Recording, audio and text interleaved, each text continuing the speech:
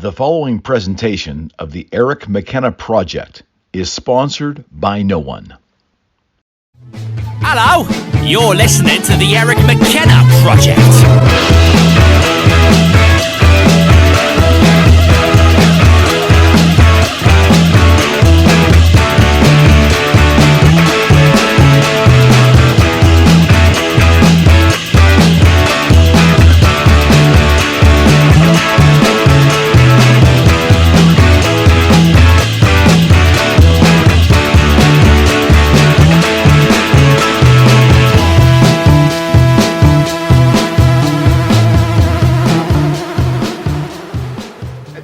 Kids crawl, free range parenting. The kids are like crawling on the floor, crying. You go, and the guy's like, he said, "Don't pick them up. Don't pick them. Yeah, pick them up. Yeah, pick them up, hold them, put something in their mouth. Fucking now. Give them bourbon, make them go to sleep. I should have got a bottle of Jack, little mini bottles of Jack Daniels. Here you go, dude. Oh, when he falls on the floor. Oh, look at that. He's sleepy now. At that. Might not wake up for a couple days, but he's good. He'll be good. Totally fine. Lights on. We good over here? Yeah, let me take a look at myself. Everything. Hey, look. I just brushed my hair with a new brush. Do I look good? Yeah, I guess so. The camera makes you 10 years younger, man. It's making me 30 pounds fatter. Holy fuck. All right. I'm ready. I'll get you that. Is this me? That's all. Everybody have enough to drink? Yeah, man. Like not real drink, Fred. Nothing non-alcoholic, Fred. You know, I was doing pretty good out there, man. I was only... Oh, here we go. I've been drinking a little bit.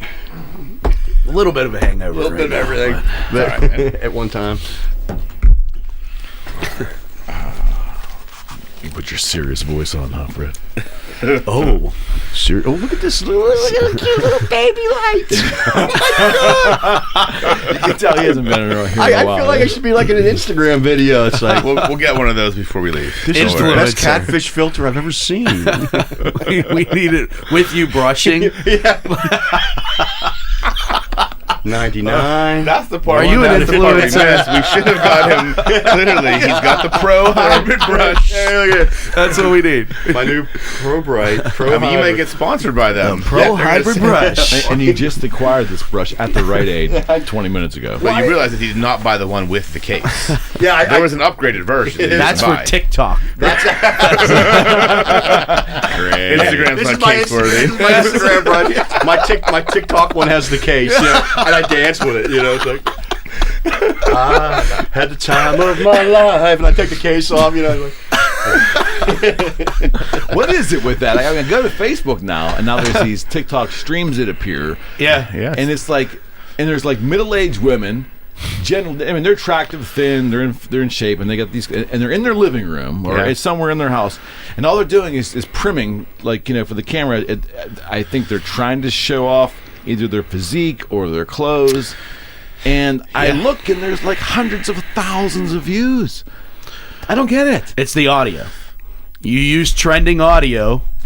What do you mean trending audio? So there's certain audio tracks, the track behind the video that trend, and those, especially the middle-aged women that you're speaking of, use that audio that is already trending, so they move higher up in the algorithm, and that's how they get. Well, but let me debate this though, because I also use trending sounds, and I give out free legal education on my TikTok, and I have like 3,500 followers.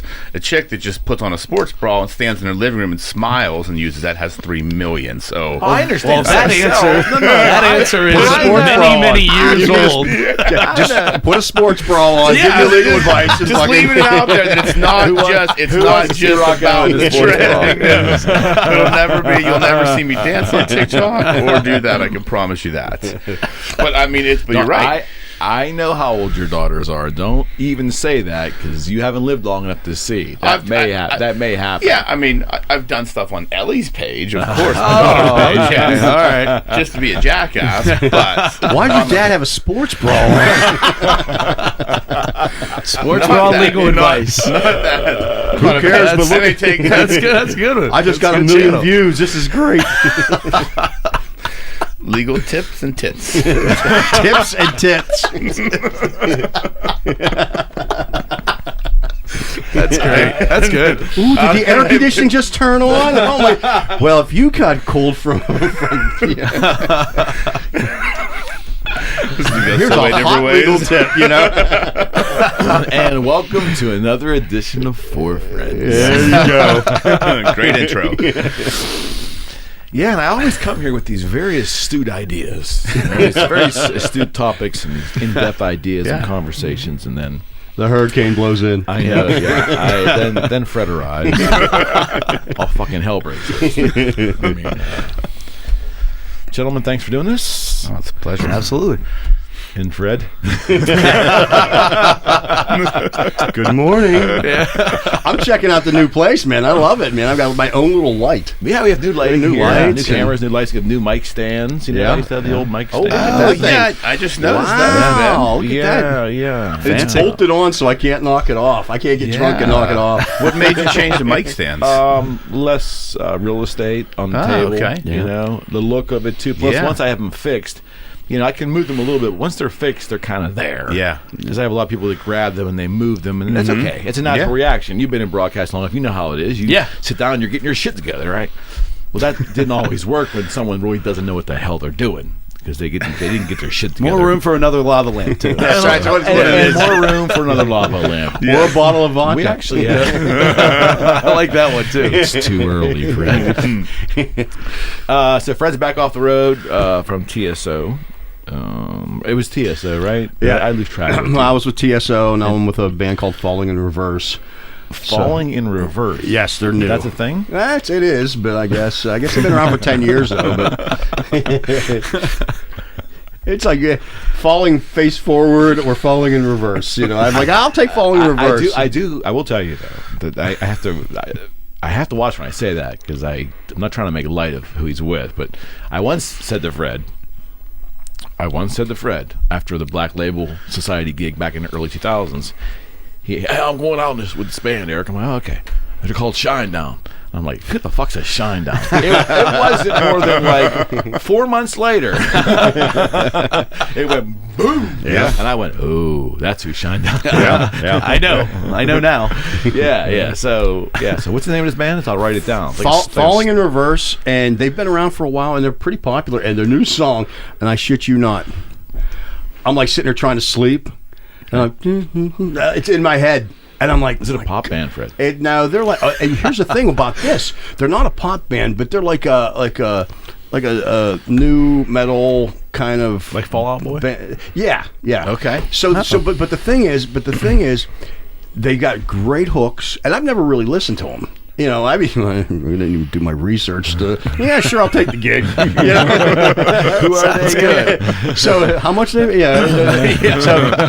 But I'm like, how long's the story? Yeah. But so they but they're really good, and they've got great catchy hooks. Okay. And I was trying to sleep, and the new song came. You know, like I saw the video for the new song. I said, "This is great, man. This is really cool." How old And are they, Fred? 20s, maybe in the 20s and early 30s. Wow. But Just a little younger than you. just a little bit younger than me. But literally, I couldn't sleep because it was in my head. The hook was in my head, and I'm like, wow, is that a catchy? No shit. And I haven't said that about a band in a long time because, you know, I mean, I've been out. And I'm like, wow, this is pretty cool. And so then I went illegally downloaded their music, and because I ain't paying for this shit. Nah, I'm joking. I'm joking. And, I was actually thinking, can you still legally download shit? It's like it's so easy to get it for free now. that's why I got it for free. I want a Napster T-shirt so bad. I gotta find one of those, right? Because I was vehemently against it. I definitely think it's theft. That's a whole other conversation. I definitely think it's theft. But anyways, there was an Napster logo, right? It was a little heavy. Yeah, it's a little heavy, little horns on it. Yeah, that's right. Oh, it wasn't controversial. They weren't trying to Because steal only the it. devil downloads music illegally. If you ask Lars, yes, they do. What was the one that came after? Wasn't it LimeWire? Was Yes. that the one that Okay. came- Yeah. That's what LimeWire. I used. Yeah, I remember and then using years ago LimeWire. when you wanted the movies, there was a place called the Pirate Bay. There's still a place called the Pirate Bay.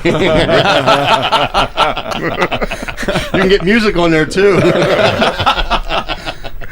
Hey. Not that I know. We got an attorney sitting right Yeah, here. I'm not a criminal attorney, man. Not a criminal attorney. Let's just put that out there, please. Business, I'll help you. Criminal, you're fucked. You're on your own. Unless you want to sell it. Then who was it that just got the pirated CD? And they sued her. It was like some woman. She bought it in. Oh yeah, I read that. Some mother of like. She didn't even know. It was like her husband's a grandmother or something. Yeah, her husband like died, and she's selling off his stuff. Oh, it was a bootleg. It was a bootleg of what band? CD. It was burned bootleg CD. CD. Was it Paul McCartney? Or it was something. Oh, it was somebody big. Was it an icon? Yeah, one of those iconic. Was it Bruce band? Shit. Was it the Stones? I didn't hear Who? Paul McCartney? Maybe it was the Beatles. I don't know. But the woman had it. And it was Clapton. It was Eric. It was Clapton. Yeah, and, he needed that controversy right exactly. Now. And so they sue her for like millions of copyright. Not Clapton, his publishing company, which he does not own. Yeah. So he wasn't even aware this woman. So this all falls on him. And she was like selling it off like okay, my husband bought this. I'm just selling off as he died. I'm selling off his things. And so she's selling off like an estate. Somebody gets it and goes, "Oh yeah, it's a bootleg, and you're going to jail." And they got her for like millions for selling. And she's like, "I didn't even know it was a bootleg. See, I'm selling all these other ones that are, and it's here. And you want some more jail? It's 2 for 1 today. All right. So the real purpose of us of convening here is to talk about the concept of character. Not that he's in a fucking character already, but the idea of character, and does it matter anymore? What does character mean to you? And we got a couple of different age groups in here, which is great. A very diverse group with all of us too. Does character matter in business, in how you choose your relationships, friends, who you want to do business with, where you spend your money? Does character matter anymore? The makeup of a human and how they conduct themselves is something that we all put together decades ago, for some of us that can remember, when character counted. Does it still count? Do you think about it? Whether it's a political candidate, whether it's a person giving you the news, whether it's potentially a new business associate, if it's a person you're going to go get food from at a restaurant, does character matter to you? Or are we so detuned now to expect the worst of everybody, or the worst of everybody's kind of out there for show right now? Maybe. Is that we now conditioned ourselves not to expect good character from people, or do we even give a shit anymore? I think that's a great topic. Yeah, but I'd rather talk about my new brush. Well, I think the first thing, besides the brush, I think the first thing you have to do is to define what character is. Yeah. So start us off with like a. I always thought the character is what you do when no one's looking, and that's a very simplified version of it. But that's how it was beaten to me as a kid from my parents. If you like I as a child used to skip church once in a while, and I would run down to a place called Bill's Deli and play Asteroids, the video game. Solid game. And then I would run on my way home. I'd go past the church and grab a bulletin out of the back and bring it home, and altar boy material right there. There it is. So when I got caught, my father told me, he says, "Hey, that was a pretty interesting little scheme you had going on there." He goes, "But yes, you got away with it, and you probably could have continued to get away with it, but your character is determined by what you do when no one's looking." And then, of course, we had the heavyweight of, well, God's watching. So that was that too. But ultimately, I was told the character was what you do when no one's looking, or you're not looking for any kind of pat on the back. Okay. That's a very simplified version of character. No, but that's how I related to it as a child. I used to relate to it that way. I think my definition of character has changed. Rocco. Well, no, but I think I always say, character is understanding who you are and making sure your actions are in alignment with that. It's good. That's kind of how I look at it. It's like, because everybody's different, right? The way I view the world and my morals are different than all three of yours. So as long as I know what my morals are, and I know what I believe in, and all of my actions are in accordance with that, that's having character. Because I know what I'm about. So it's consistent. It's consistent. I know what I'm about. I know what I believe in. I know what I'm willing to do, what envelope I'm willing to push, what edge I'm willing to go over. And as long as my actions are in alignment with that belief in myself and my knowledge of myself, that's having character. Okay. Matt? No, I think that's like spot on as far as the word that you used that I was going to use is morals. Yeah. Like your character is your morals, but it's actually your execution of your morals in day-to-day life. We all can have them, but whether or not we actually live by them, that's your character. Yeah. So that word consistency, is still like the umbrella of it. Yeah, it's consistent every day. with your philosophy. Like, that's what I think. I believe in moral relativism, right? Like, everybody's morals are relative to a situation. No doubt. They say you shouldn't kill somebody, but if it was my family or the other person, I'm going to kill that person, right? Like, so how is that immoral that I killed someone to protect my family? Right. So I believe in the theory of moral relativism, right? But everybody's morals are different. Like, we can all have different morals. Like, we think certain things are right and wrong, and who defines what's right and wrong, right? I mean, that's the ultimate question. Who ultimately defines that? Whether you believe in God or whatever, your Biden, your faith, but everybody has a preconceived construct as to what they believe right and wrong is. Right. And once you define that as a person, I believe, like, once you know what your right and wrong is, and as long as you're doing everything in accordance with what you believe is right and wrong, that's having character. Yeah. That's how I look at it. It is consistency. It is. I'd like to take a pass on this question. I'd like to bring up my brush again. So anyway, Does your brush have character? Brush does have character. my definition of character is, what's funny is I agree with both of you. There's a first. The thing is all these years on the road, I live by my code, my book. My book of rules. And I did very, very successful on not breaking or bending rules. But you know what? Doesn't make a damn bit of if you stray on one rule, or if you're damned forever. And that's what sucks. And you never get that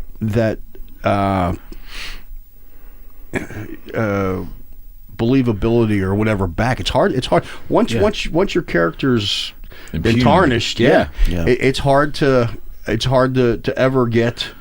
It doesn't make a difference if you're great for 22 years. Well, the reason it's a great conversation with you is the difference in backgrounds in regards to careers.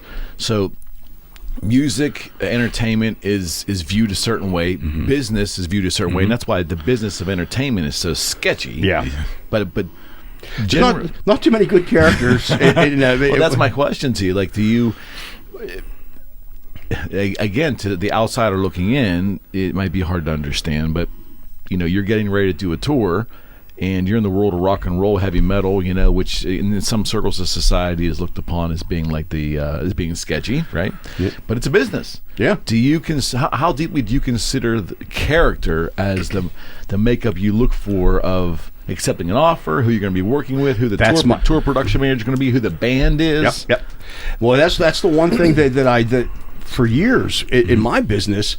Am I going to get paid? Am I going to get paid? And early on, that was the question, but not anymore. I make sure I get paid now. But the thing is I was actually with a lot of characters, but these characters had character.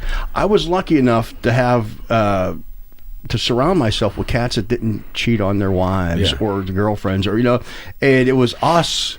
Hanging out, raising hell as guys, just drinking and doing stupid guy stuff. And he always goes, I know you're out there cheating on me. No, actually, no, you didn't get a hold of me because I was drunk in a ditch somewhere. I fell off a telephone pole and rolled down the hill in Nashville. But that's why you couldn't get on. You liar, son of a bitch. But in all honesty, I'm with other guys that are just, just doing guy things, and it's not the bad guy things that you hear about on the road. And that was one of the. I think that helped me being around people with good character and good morals. You know, Zach was Catholic. Dude, never fucking cheat on the warden. I would never fucking do it, you know? And so, you know, me and him could hang out, and we weren't looking to go find, you know, we were just looking to go find a bottle of fucking beer somewhere, you know? And, but, you know, but I was, you know, I had one tour man, she goes, you're a damn saint. And you and I were in business for how long? And did I ever tell you about going out there and you say, how do you fucking do it, man? I was like, it's just not in me. I wasn't raised like that. You know, I'm raised to open doors. I'm raised to pay for things. I'm raised to, you know, and you know, so it's just not. That's something that I don't explore. And you know, with my ex-wife, you know, you couldn't fucking convince her that I was a saint to anything, you know, and it's just like, you know what, I'm a good guy. You know. And I think a lot of it has to do with the career choice too. Well, that's hard because you really can't. Being in rock and roll, you know, I actually went to a therapist at one time, and the woman said to me, she goes, "You expect me to believe you fly around the world, and you've got women everywhere, you know, trying to meet the band or whatever, and you know." You get people throwing themselves around. She goes, it's right there. And you're not fucking around. I'm like, nope.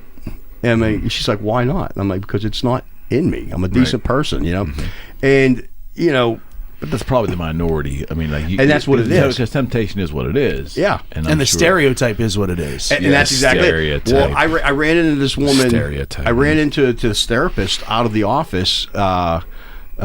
Months later, probably about 5 months, 6 months later, and she's like, you know what?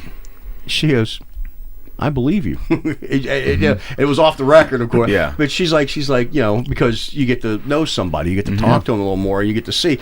Like I said, man, I never came in and once said, hey, man, you know, I'm out there raging. No, if I'm doing anything, I'm sitting in a hotel room by myself with a bottle of booze and going, it sucks. Well, okay, so let me bridge that. So I'm in real estate now, and I went from guitars, musical instrument business, and a little bit of rock and roll because I had to interface with people in Fred's world, the artists and so forth.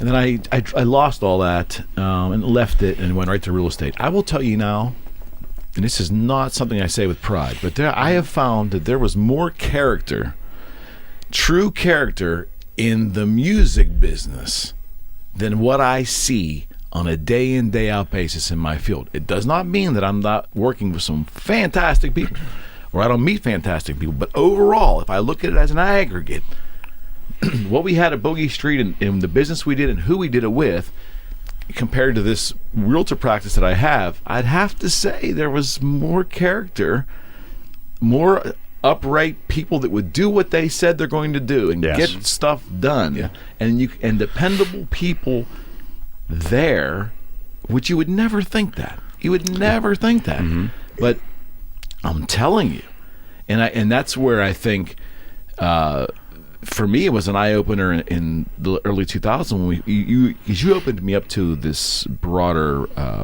the heavy metal rock and roll community was something I loved as a kid, but I had no inroads there. Through him I got these inroads, and then through Washburn Guitars the floodgates opened. But as scary as some of the people were, the dress and the costumes and all this stuff, the people were really, generally, very high quality people that did what they... I mean, our machine wouldn't have run if people wouldn't do what they're committed to do, right? So I find the stereotype, lots of different kinds of stereotypes, but it's just ironic that I'm surrounded by wonderful people, but overall, from a dependability standpoint, from a character standpoint of getting to know who they are and what they do and the choices they make, that rock and roll community, that music community was, to me, a superior experience than what I'm dealing with today. Well, that's the honest to God's truth. The attitudes have changed since we started Boogie Street and stuff like that. If you look at what they look for in like a person at work, you know what I mean? Now you can just give 70% and you're accepted. You know, you're passable. Whereas back, you know, I still guarantee my work. Right. People are like, you're an idiot. Yeah, and I still charge fair prices. And people are like, you're an idiot. And I'm just like, you know what? No, that's me. That's how I am. That's what I've always done. Thing. But you see, yeah, exactly. But you see people nowadays, there's no pride in work. There's no backing up. You know, you got people that come in and say, well, here, I'm going to do this, this, and this. And look, I got to come back Tuesday. And they never come back to finish the job. Yeah. You know, but that's a common thing now. So it's acceptable. Does character matter, like, right now? I mean, because it sounds like the world just keeps rolling along. To your distinction between real estate and music, right, I look at it as a difference between selling and serving. Right, a lot of people in the real estate business are just salespeople. They're just selling houses or selling buyers on using them to find a house. Okay, the people that are successful are the ones that serve their clients. Right. Big distinction. Yes, right. In the music business, right, these people are serving their fan base. They're not selling them anything. Okay, they're providing a service, and they're trying to really serve those fans because those fans made them who they are. Okay, they understand that. In real estate and a lot of like sales, you know, professions. Yeah. The people that are very successful are the ones that serve their clients, not sell to their clients, and that's a huge distinction that people seem to miss. That's pretty much how I do my personal affairs and business model on. You know, people, and I'm not being a jag-off saying this, but people come up and say, "Hey, look, you know, I see you on YouTube. Can I have a picture to?" That 2 seconds that you spend with that person means the world to them. If I was a dick to somebody, they would remember that forever. But you know what they're going to remember forever? That I was nice, that they met them, you know, and stuff. But that's exactly, you have to serve the people, and that comes with good character. Yeah, you know what I mean? Yes, I wouldn't want somebody, you know, snubbing me, and I've been snubbed by people, and it's just like, really, man? You know, it's you know, I take this back. Here's a silly example. When I was a kid, I didn't get like this Franco Harris MS readathon. You guys remember that from when we were in grade school? Yeah. So I didn't get it. No. So book it with Pizza Hut. Yes. We're a little bit younger on this side of the table, guys. Let's not put us in that demographic. So I sent it off to I sent a letter to the stadium when I was a kid. You know, my mom helped me. And, hey, look, I didn't get my stuff. And he writes me this letter back. Yeah. It was Franco Harris. Oh, yeah. He writes me this letter, and it was great. And he's like, look, man, he goes, I know you're trying. He goes, thank you for the one. It was handwritten. He goes, your friend, Franco Harris, number 32. So I meet him as an adult. Yeah. And I was probably, I wasn't an adult. I was probably maybe 16, 17, 18 years old. And he comes out of the bar up there on up in Parkway Center. What was that, Confetti's or whatever, fucking. And he comes walking out. They're acting like they don't know. They know. And he comes walking out, and here he is, man. You read all these books about how great he is, you know, blah blah blah. And I went, and he was just, it was just probably drunk. He was. And I went, and he was just like a total jag off. Yeah. And it just totally crushed me. And he goes, what? I suppose you want an autograph? And all I wanted to tell him was about this letter he wrote me as a kid, because it made a difference, you know. Right. And I said, yeah. I said, if I could I get 2? Just be a dick. But then I met him after that again, and he was great. So maybe he was just having a bad day, but it was just for a while there until I met him again. I was just like, man, this. Yeah. So it was just like you just do that one slip. Yeah. And it brands you forever, and that's kind of, you know, you could be the greatest guy in the world, just having a bad day, and you're branded, you know. Yeah. And so I always, you know, I try to make everybody's experience. Yeah, right. And I think that you know. Well, Matt, you toured all that time with the Globetrotters, so you got a chance to see a ton of fan interaction. You got a chance to interact with the fans, and I mean.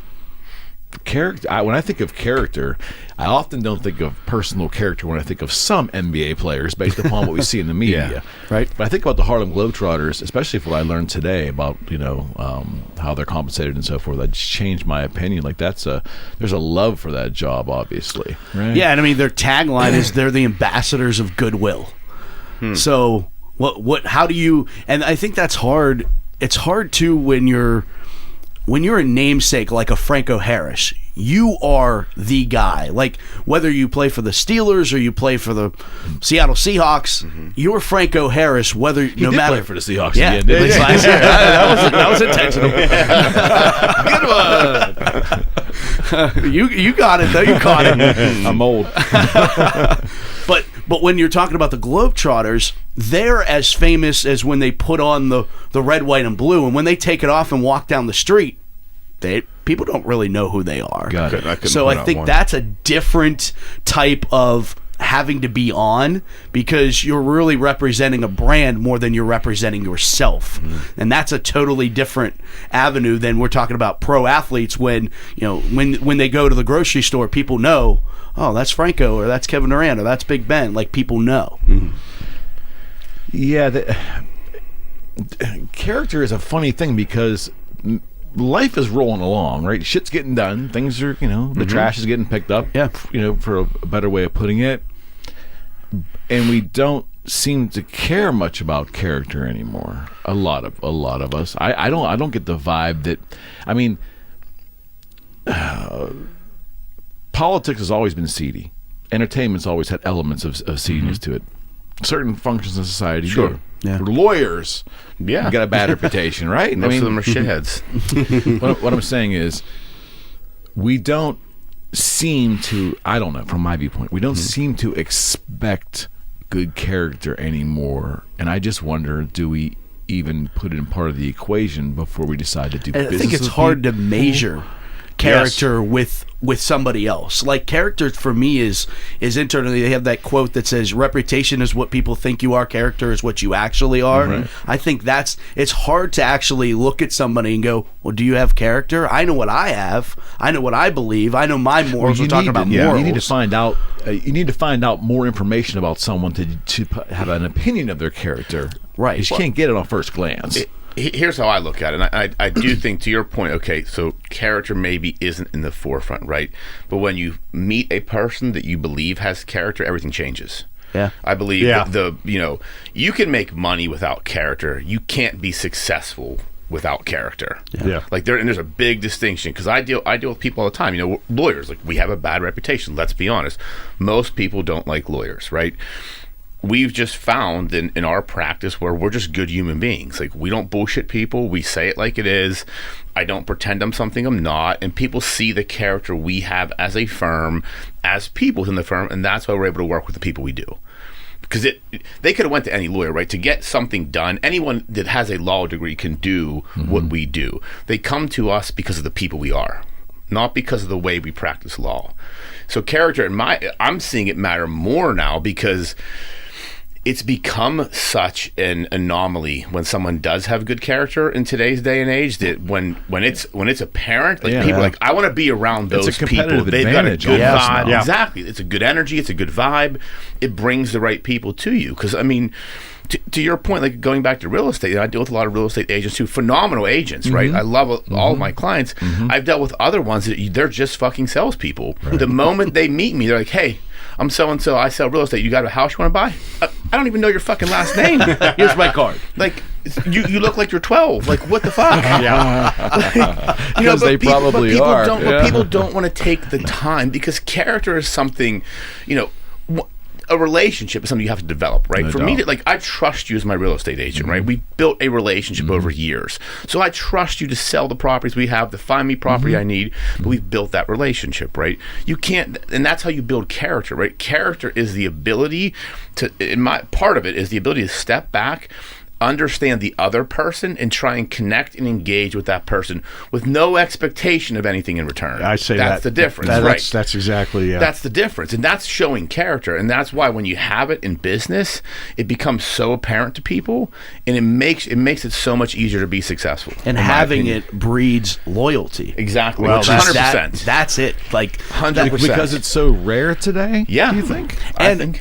And I think the biggest thing that at least I've realized over the last 5 years is being loyal to people and not places or businesses or places that you work at. Yep. Because from touring, like, that company will drop you and find another one of you 10 times over. But if you know the guy, that's assigning the gigs. Yep. And you're loyal to that guy, he's going to be loyal to you, and he's going to pick you up. So, I just had that conversation. 100%. Yes. Absolutely. Yeah, I just had With that people. conversation the other day with someone about, management doesn't give a shit about you. You're right. But as much as they talk about family, and this is we're together. If you're loyal to your crew will do anything you want. And that's the thing with me with bands too. Like you were asking, how do I work with different people, or what's my criteria for picking somebody to work with? I only worked with people I knew in the beginning, and so I worked with Zach, and then I worked with Jason because I met Jason when Shinedown when he was on tour with Zach, and then I worked with Alice in Chains because of my relationship with Mike Inez, so it's more than just a referral. It's actually you want to know. I knew who these people were, and I toured with them. I liked their character. They were good people, Then I went to Megadeth because of Lomenzo, where I met Elson, and then I met or I met Broderick first, and then Elson, and so I was always with guys with good character. Yeah, you know what I mean. So I was in comfort, but then when I started branching out, I was taking chances because I needed to because these things were drying COVID. up. Yeah, but I went off with like that David Bowie thing because I knew the tour manager and he knew my work, so he picked me for my character. Right. And I didn't know. He goes, "Trust me, you'll like it." Yeah. So I went in there and I had a great time because Earl Slick was great and Carmine Rose was great. And so I had a great experience with that. But then then I went off to Dream Theater, which I didn't know any of these guys. Yeah. And or the music. And I was, and you know what? There's no women at those shows. And I was Petrucci. The guy that never fucks around on the road. The joke is that you never see like a woman at like a Dream Theater show or a Rush show. or a Rush show. But yeah, so I took a chance. I started branching out, and but I found that these guys are successful because they have character. Yeah. They treat their people right, Yep. and I had a great time. So I've been, knock on wood, I've been lucky with finding people that are good. And these guys that I'm with now, they're young kids, and they seem very, I'm gonna like them. They're focused. The one guy that I do right now, I do 2 guitars and a bass, but he's very, very focused on what he does. Yeah. And I just like, I just, you find that person, you click. Well, today click that's a with them. superpower. I mean, 20 years ago, that was just part of living. Yeah. But today, that's actually a superpower because no one fucking does it. Yeah. Right. Well, And that's exactly it. And to Matt's point about like the loyalty to people, like take your business, right? I couldn't give 2 fucks what agency you're with. I'm doing business with Eric McKenna, Right. Yeah. Because and that's your industry is the perfect example of it, right? It's loyalty to a person, Reputation's everything. That's it. And I mean that's I look at like my employees, right? Like I've got to make sure that I'm loyal to them, so they'll be loyal to me. Like I'll step in front of a bus for them. Like if the shit hits the fan, that's on me. They get the credit, I'll take the blame. And I think if you build that level of trust within an organization or within a relationship, that's a definition of character. That's part of having character, right? Being able to build that trusted relationship and that loyalty to your points. I think that's extremely important, and your business is the perfect example of it. There's agents I've used in the past. I had no idea what agency they were with. Yeah. It's just the name. Irrelevant. No, exactly. But people think, but a lot of people getting into your industry think they have to go to the best brokerage, or they have to, maybe for the technology or certain things, but exist. That's what I mean. It's like just be a fucking good human being, have character, treat your clients right, serve them, and you'll be wildly successful. It takes time and effort, but and that's like that's pretty much the rule of thumb anywhere. And again, it's not in vogue today. Like that's just this is where I'm going with this conversation. Life today is very remedial. What I'm saying is like the things that maybe a little esoteric, like having good character and knowing the person and exuding genuine goodness, was part of like your reputation. I remember it was a big deal going on a job interview when I was young, and it was a big deal. Like you really wanted to put your very best foot forward, You wanted to wear a really good suit. Yeah. You really wanted to make an impression. You wanted to have a firm handshake. You wanted to be very respectful, male or female. You really spent time on your interviewing skills. It was because it really was the concept of making a good first impression. Yeah. That's generally what I was talking out of high school and college, right? Right. As they kicked me out the door at college. But that was a thing. Mm-hmm. I don't think that kind of mechanical thing in life today exists. I think there's a form of it, but it's not very. It's not very. There seems to be that we expect other people to give us instant dignity, instant respect. Instant. I am. There's all a these, sense of entitlement. I am all these things, and although I'm dressed in a dirty T-shirt and beat up shoes at this job interview, how dare you look at my clothes and make a judgment on me? Well, in a perfect world, we wouldn't judge people. Guess what? People judge. I get judged all the time. That happened this week. I interviewed someone this week for a position, and it was this exact conversation. Great resume. I'm like, oh, okay, cool. Like, think this person would be a good person. Came in, looked like they just got out of bed, disheveled. Didn't really ask any good questions, except what are the benefits? What's the time off? I'm like, you're going to be on the ground floor of a company that in 5 years, we're going to be nationwide. I can promise you that. This is a great opportunity. Didn't give a fuck. It was entitled to make X, get X amount of time off and X amount of benefits. Yeah. I'm like, are you fucking kidding me? Like, you don't you quit school, but you had a good, diverse background. So I'm looking for someone for my assistant, a diverse background. I'm like, okay, this person could be good. That was the conversation. They came in, didn't, had no paper with them, not a resume, not a notebook, not literally just walked in they rolled out of fucking bed, sat down. I tried, and I'm a decent person. I try to have a nice conversation. Most of my interviews will last 45 minutes. This was 20 minutes. Yeah. I'm like, this is no fucking way. But it's that's the problem. People just have this sense of, to your point, the sense of entitlement. Yeah. They think, well, I should be entitled to this job. It's no, or I should be making $100,000 a year. No, prove to me you're fucking worth $100,000 a year. Then I'll pay you it. And I even take the entitlement further. I think people expect that you understand that they have character and they're a good person without them even having to show you that, or having. You see what I'm trying to say? It's almost like an expected reputation, almost. Yeah. And I think that's part of the whole culture of today, where. Mm-hmm. I just feel that the concept of making a good first impression is gone. Because no one gives a shit.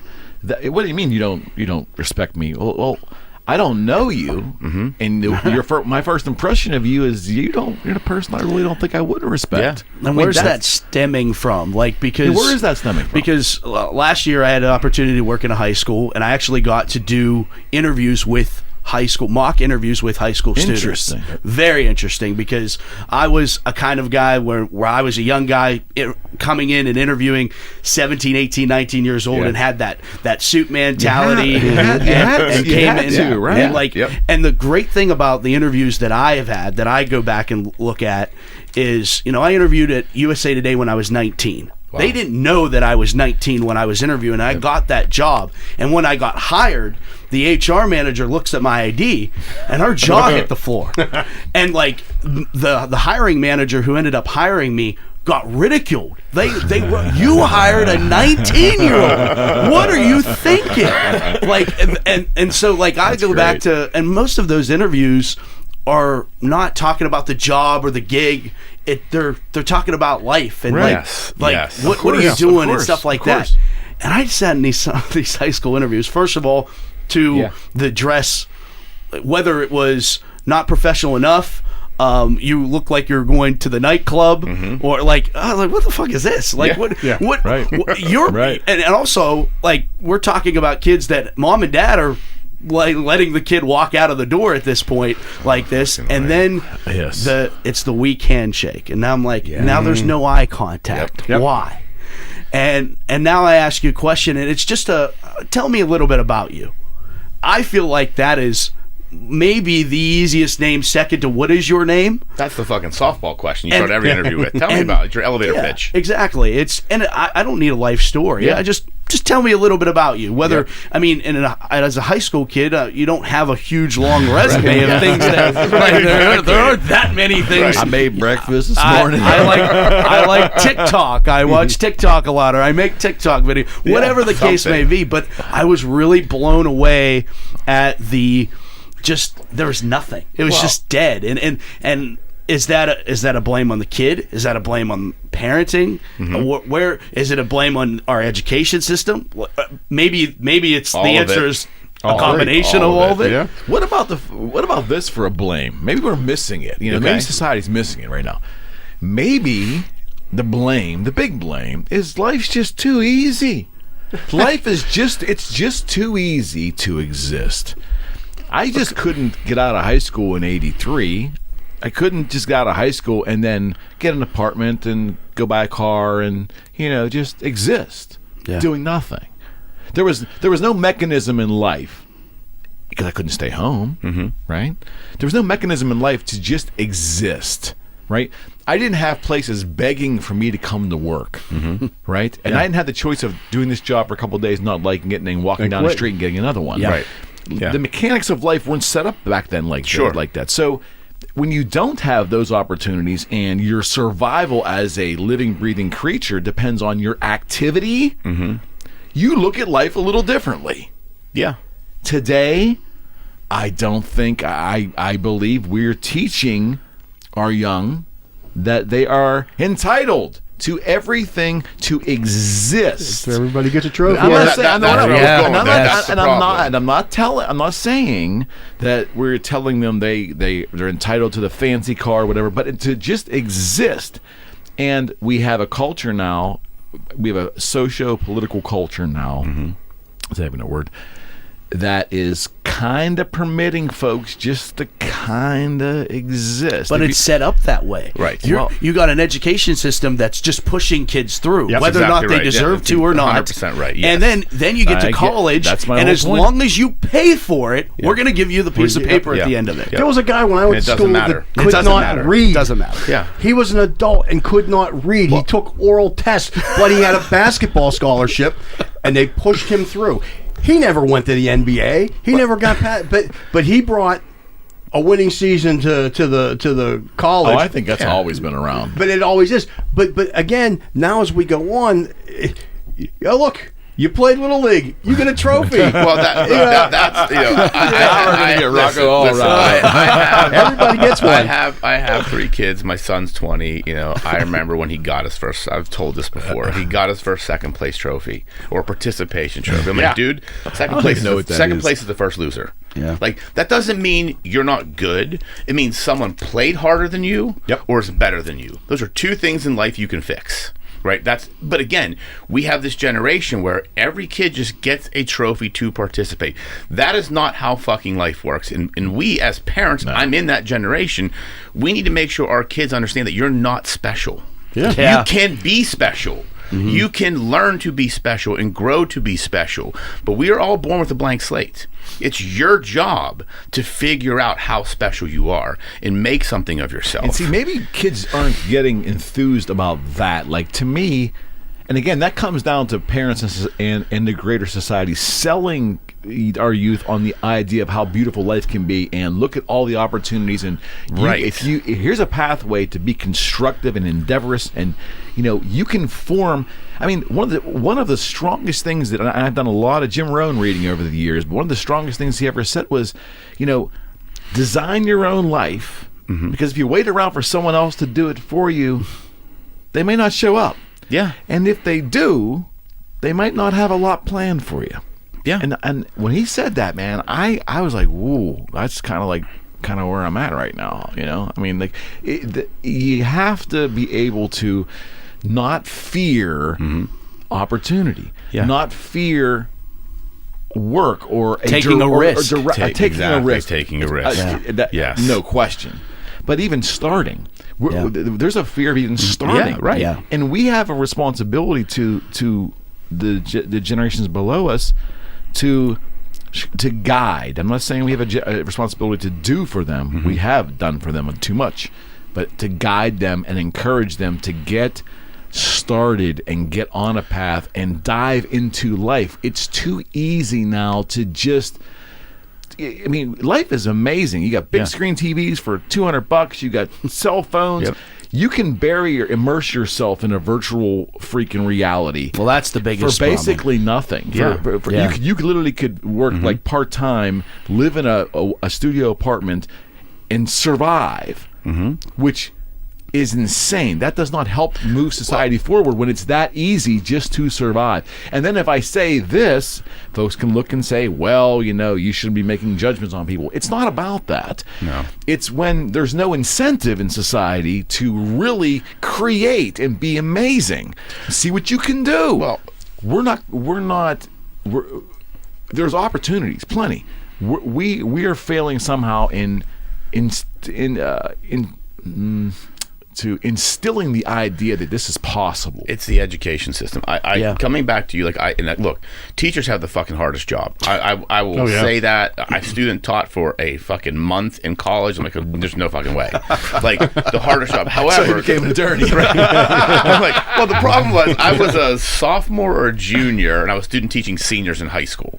So it was kind of like I was right in that age group. I'm like, these are kind of like my peers, almost like 2 years younger than me.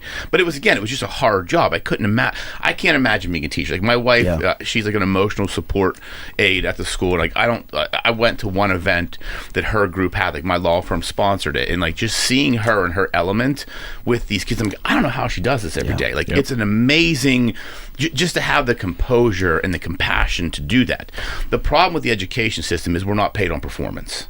Like that, and not taking anything away from teachers. I think there are amazing teachers out there, and they do have the hardest job. And the most amazing teachers should be incentivized, should be rewarded for that. And we have a system that's broken where they're paid for longevity. It's called tenure, I believe. But that's the problem. But think about that. So if I just stay and don't upset the apple cart, stay for 20 years, I get a great pension, I make over $100,000 a year, and all I have to do is get these kids through.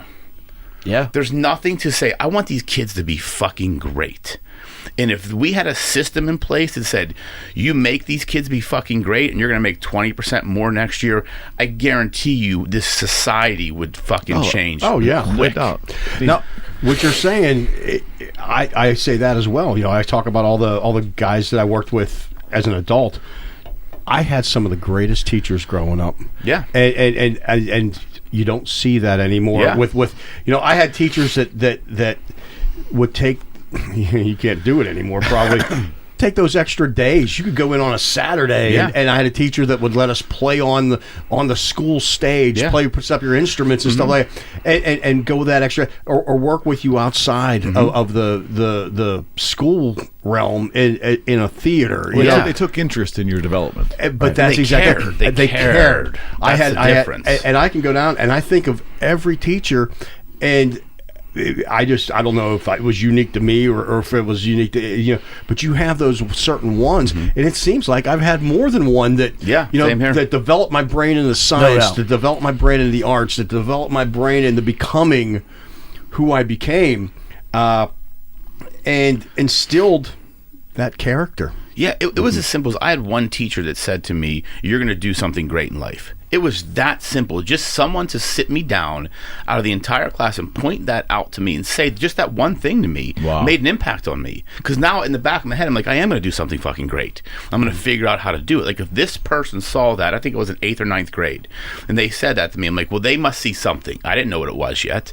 But teachers don't do that now. Yeah. And as powerful as that statement could be, it could be the opposite. Absolutely. Where someone says, you're not going to make it. You're not smart enough. You're not going to. That's exactly right. And that kind of creates what we're talking about, where kids aren't excited to go do things because they're getting told, well, that's probably a little bit too tall of it. And I got to experience this both at a public school, and then I left and went to a performing arts high school for my back half of my high school years.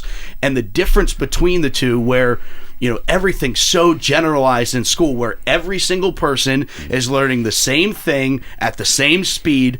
That's not what we are as people. And then when I went to Lincoln Park in the performing arts school, now I'm being taught half my day was general academics and half my day was what I cared about, which was media arts. And I was doing what I wanted to do. And I think that changing even that would go such a long way of, obviously we have like the industrial things where people can go and welding and cars and stuff like that. But you need to, and I think we might see it a little bit more. Obviously, the charter schools keep popping up a little bit more, but allowing kids to pick something that isn't so generalized and so like the standardized test is just such a joke to me because you learn differently than I do, but we're getting taught by the exact same teacher. How are we supposed to become independent? Everyone spends their whole high school years and even into college trying to fit in, and then they spend the rest of their life trying to stand out. Yeah, that's interesting. Very nice. Very good. That's very good. That's very good. That was good. Yeah, but no, you're right. All right, who'd you steal that from? I don't know. If someone said it, I don't know. If someone said it, I didn't mean it. I got on a run there. So were you taught when you were younger, and I'll ask all of you, were you taught by your parents or did anyone enlighten you when you were younger what the concept of character was?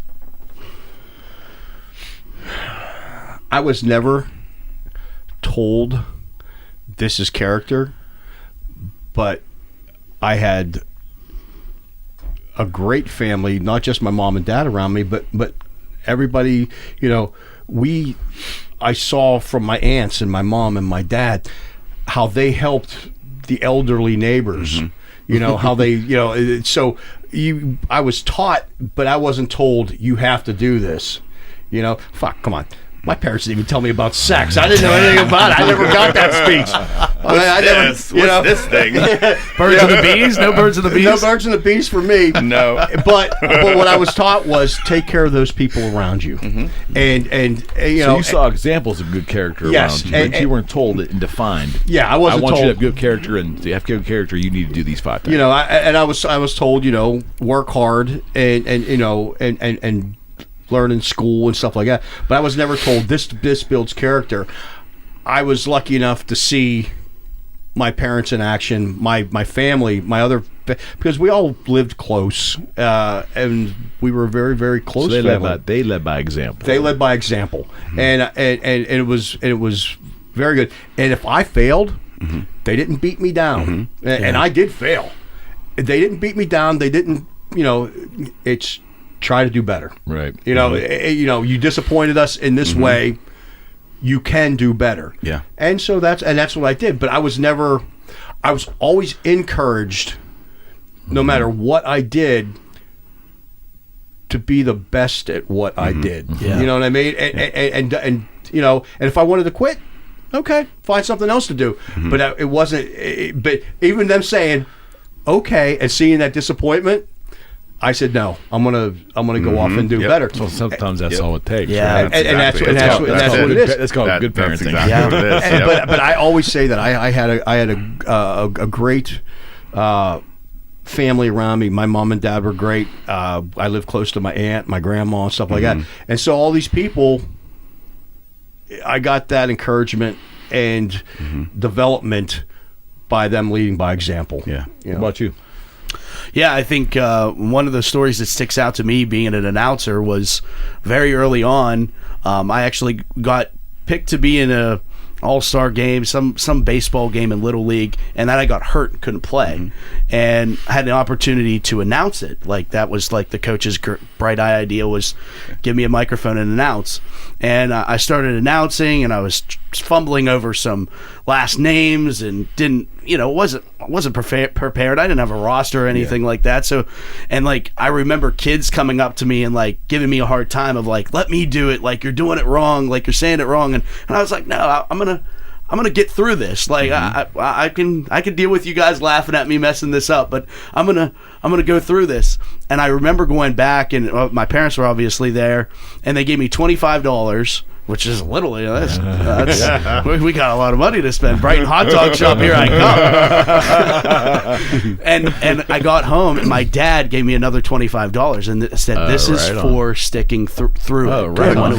That's awesome. And it still sticks with me. Who would ever thought that it would end up leading to what it did? But it's certainly parenting, but it's also, I think, teenagers and young people in general are sometimes scared to talk to older people, and I think that that's where I've gotten my best advice from, even not coming from parents, but just the outside world of giving good advice and surrounding yourself with good people. And there's nothing like talking to an older person. And my grandparents died when I was fairly young, so I really didn't have those types of people. Some kids do, but there's nothing like talking to an older person and them explaining where their faults were in life and what they did right and what they did wrong. Yeah, experience. Absolutely. I mean, we ignore that experience at our own peril.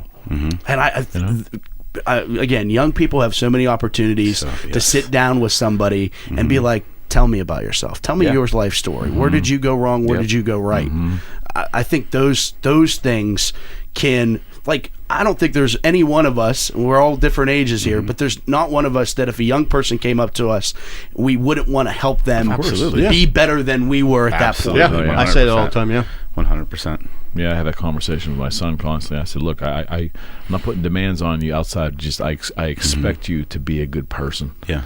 And I expect you to be a better person than I was. And you don't have anything to go by because you didn't know who I was then. Yeah. But I'm expecting it. Yep. And I think that little bit of expectation is healthy. Yeah. It's not demanding. It's just I am demanding, but it's I think it's healthy. How about you? Were you explaining the concept of character when you were young? Well, there was a couple examples. So I was raised in an Italian family, right, by a grandmother and a mother that literally struck the fear of God in me. So it was like I opened doors. You were blessed. You did everything right. I mean, and it was, when I remember two examples when I was young. My grandma used to say, "You never yell at a woman, you never hit a woman, anything." And there was this girl in our neighborhood. Her name was Brandy. I can't remember her last name, but she just beat my ass all the time.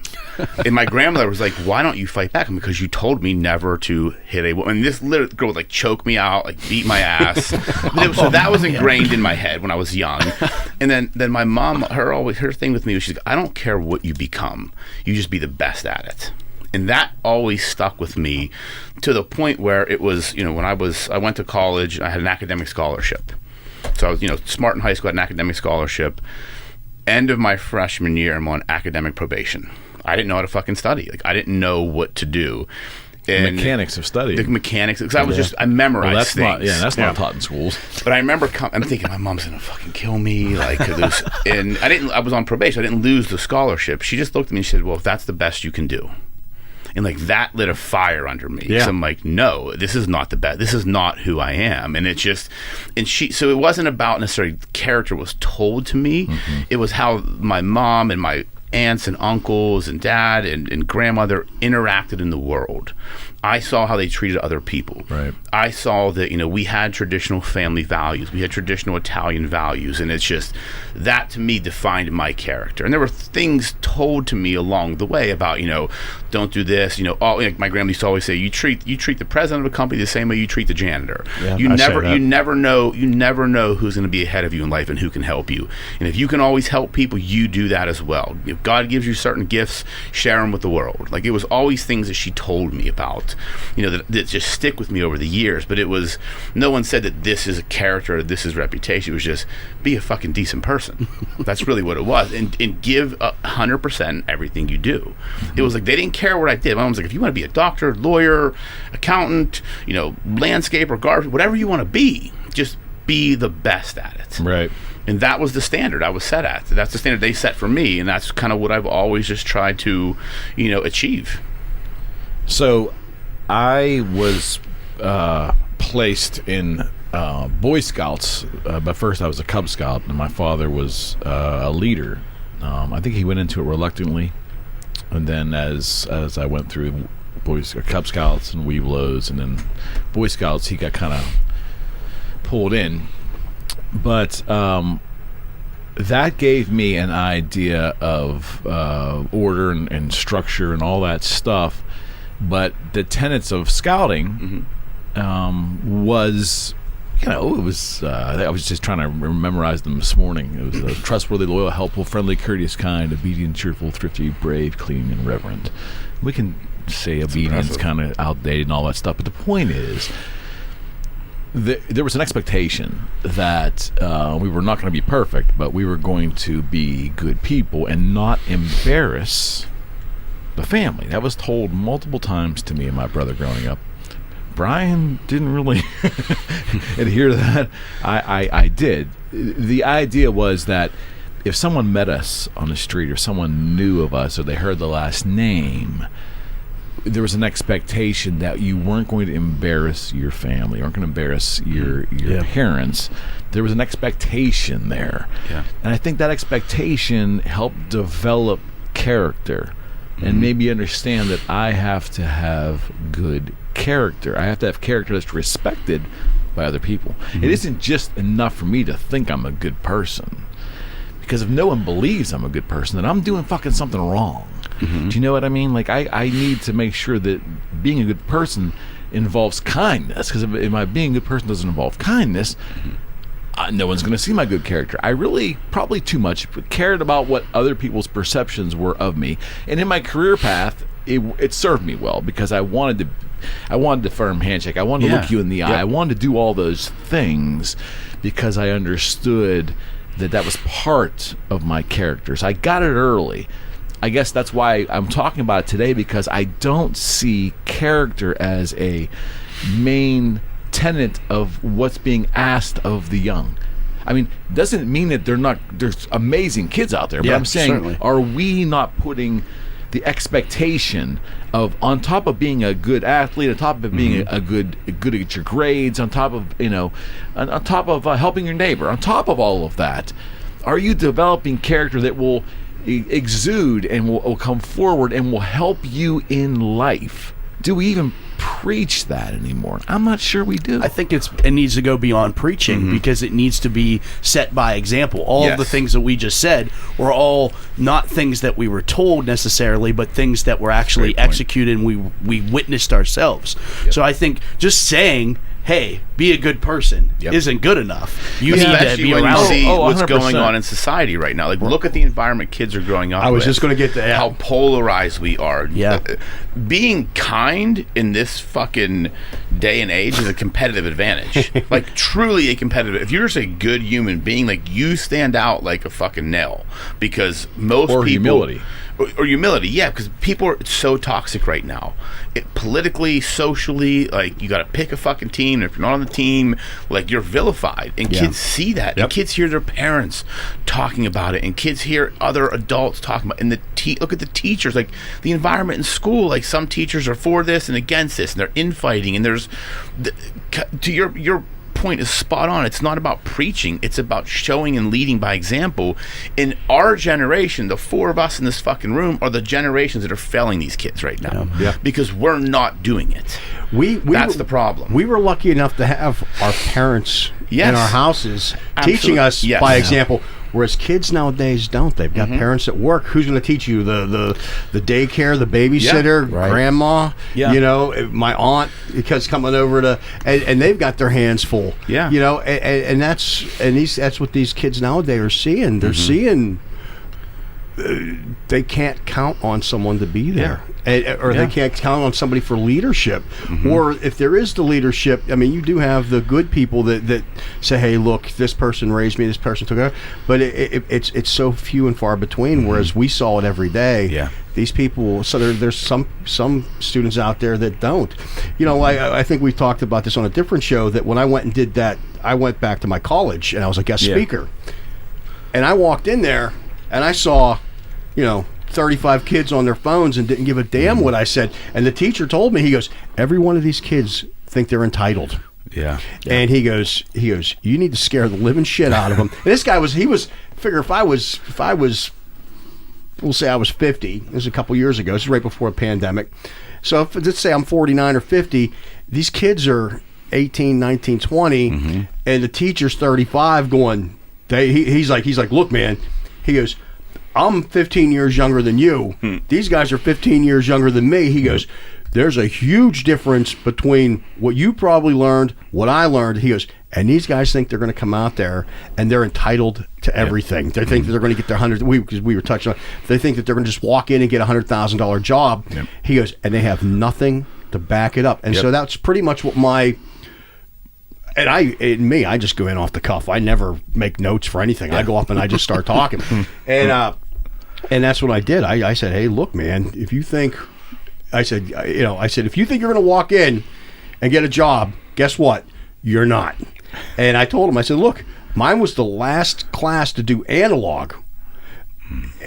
I was a dinosaur. I was obsolete before because I didn't have digital. I had no teaching into the digital age. And so anything that I did on my own without, but you don't have these kids nowadays that have that. No. They're just going to reach in and when I became that's character, though. You just described part of character. Character is the ability to go in there, to overcome. Self-starting. Yeah. And that's what I was involved with it. That's what I was getting to. These kids, again, with the participation, they felt that they were entitled to it. But here's what the good thing was. I don't know if I was like on the Father Fred preacher sermon thing, but by the end, I see that. By the end, these kids' phones were down, Father Fred, and they were listening to what I was saying, and I broke it into the Richard Pryor comedy act because I dropped a number of F-bombs, and it was funny because when you start, I said you're a fucking idiot. If you fucking think you're going to get out of here and get a fucking job that's going to pay you $100, get good fucking luck. And you just saw these kids go, and like, look, but by the end, so here's what the other thing was, as I was given this talk, other people were coming in, and by the end of I spoke for an hour, and I'm thinking, how am I going to speak? And I had still more stuff to do. So they were given the option, hey, look, if you can stay and speak more, can you do it? I'm like, yeah, sure. So there was kids that stayed. Some of them, of course, had to go to another class. But by the end, I had 25 of the, kids staying around that could stay and asking me questions. Yeah. And what's that tell you? Well, they want to get it, right? Yeah, but that's exactly it. And just we talked about teachers that take someone, and I stayed and I talked to these kids, and hopefully I made a difference. Now I see this one guy that I see him from time to time. He's like, "Hey man, I remember you from that class." Dude, this swore so much. At the school.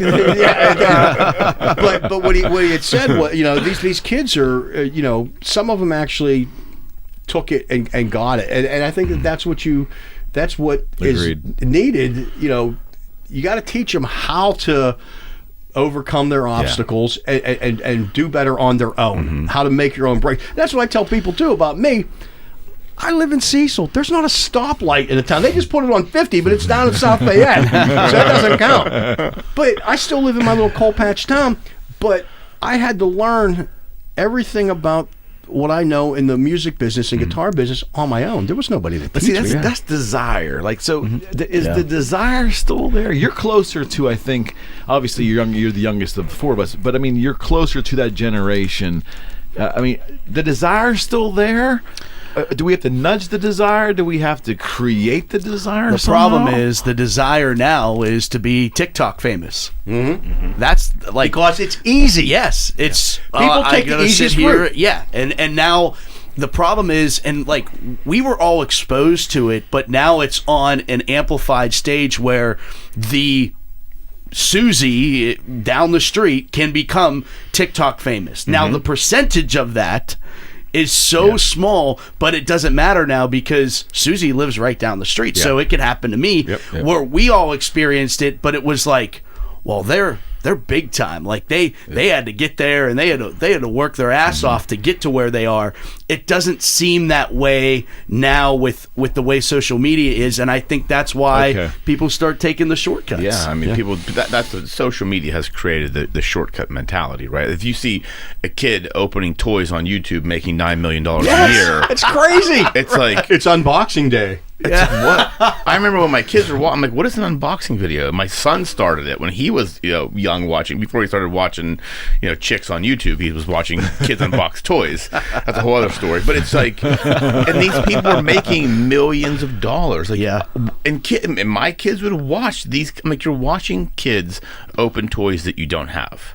Like, that's just like, I'd be pissed. Like, what the fuck? And then but that's your point. Like, they see like, oh, that's easy, but they don't understand that there's a whole production team behind that. Yeah, it's not just Susie down the street with her fucking dad's iPhone shooting videos and uploading them on YouTube. No, Susie just gets on camera and talks, and her dad hired a production team to basically put all the videos together, upload them on YouTube, and there was 5 years in the making. Yeah, kids don't see that. They see the end result.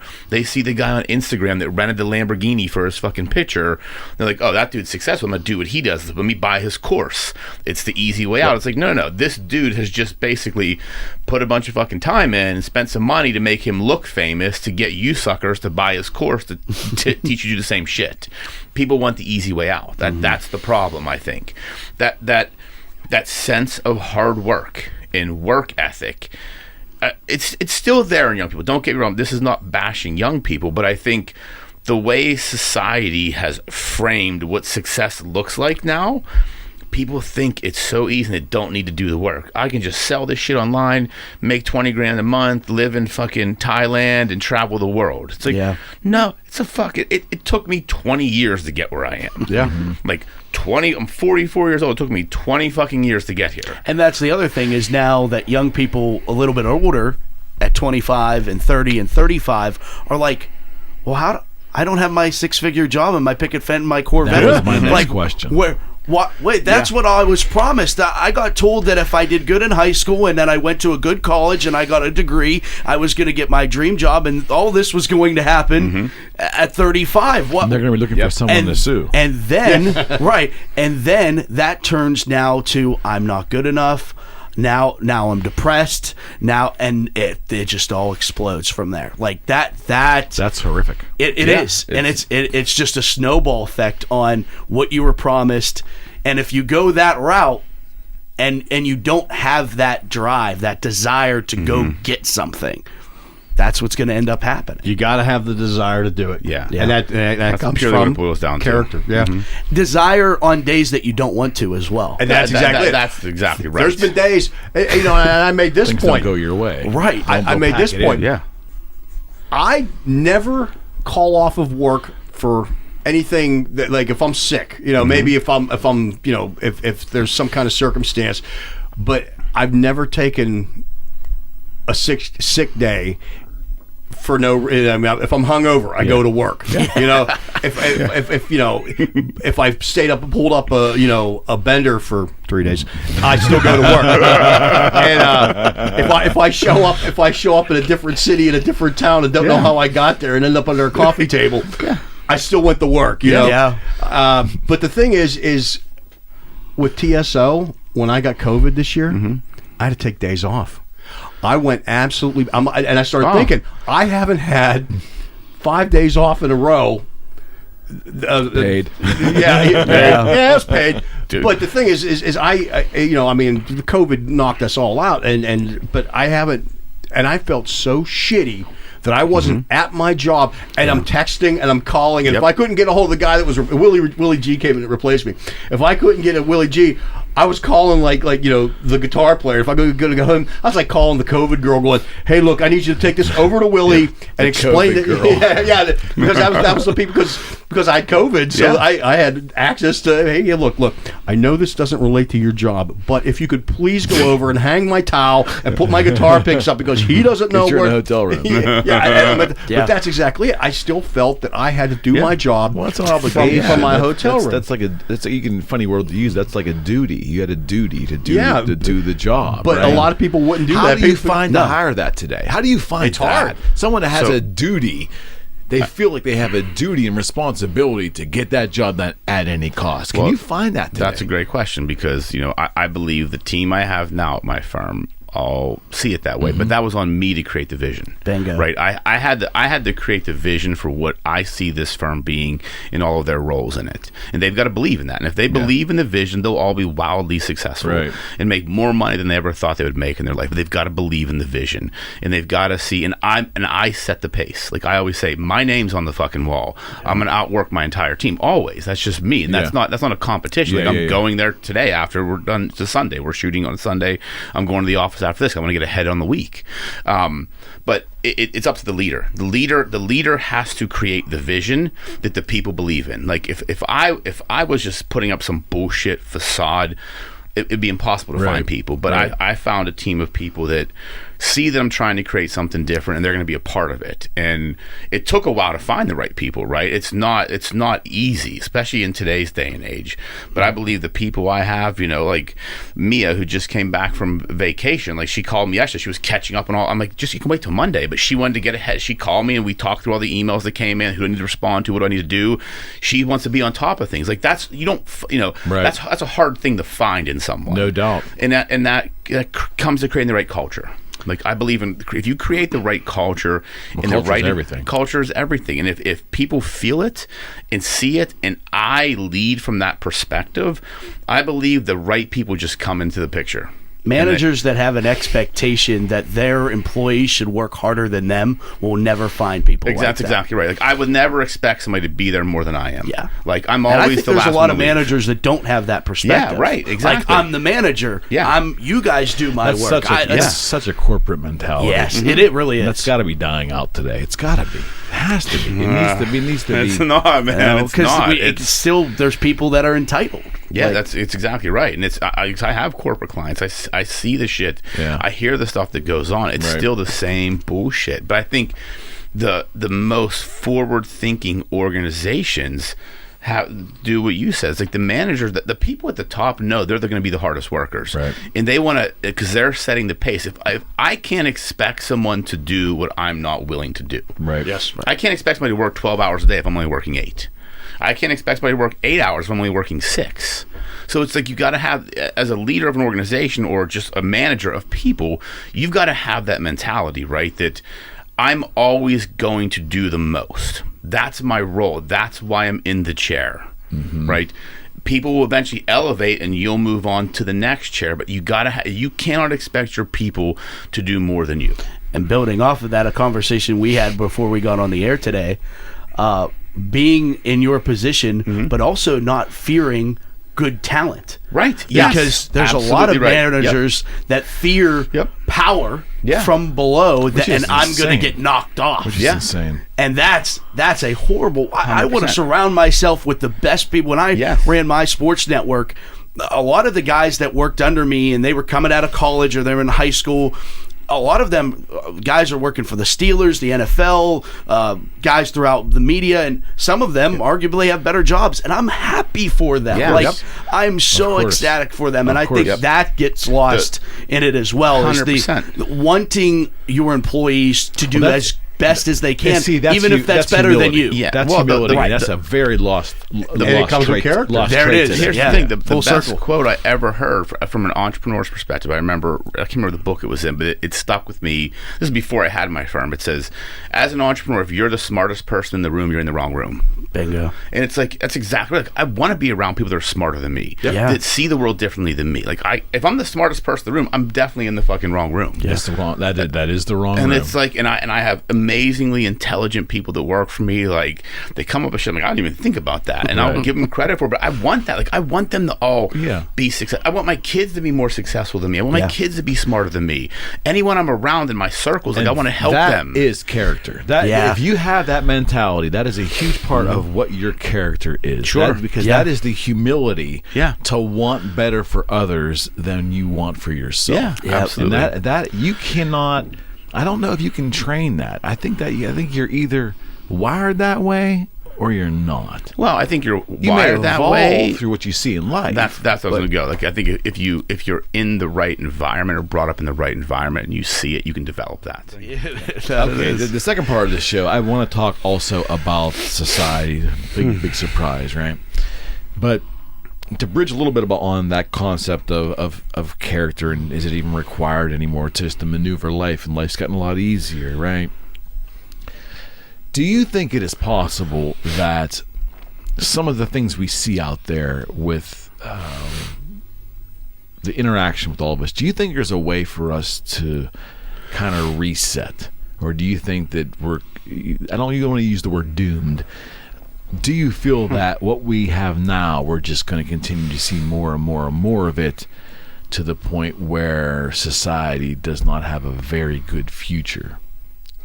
Do we have a reset, or do we have a way to curve things and maybe put some markers back on track? Or do you think that it's just a natural way of life, the natural laziness within humans, coupled with increasing technology, which is just going to send us on a path of just every society fails like that.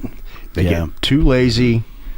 Greeks did it. The Romans did it. They don't see the outside threat. They get lazy. They get comfortable, and they fail. It's true. And with technology and everything else we got going on right now, it's made everything that much easier. And we're failing that much faster. There is no reset. You cannot get people to wear a fucking mask in public. You're not going to get people to change their way. You're not going to get them to cut their carbon emissions. You're not going to get... And there's just no way that people... They feel they're so entitled that they don't have to do their part. Or I did my part, but it's really nothing. There is no reset. You're not... You would have to change an entire planet's mind. Or even if you just want to just say America, there's no, because people are so set into their entitled ways that once this generation's gone, there's a world of hurt coming for America, and we're watching a once powerful great nation just falling, implode because there's laziness, there's immorality.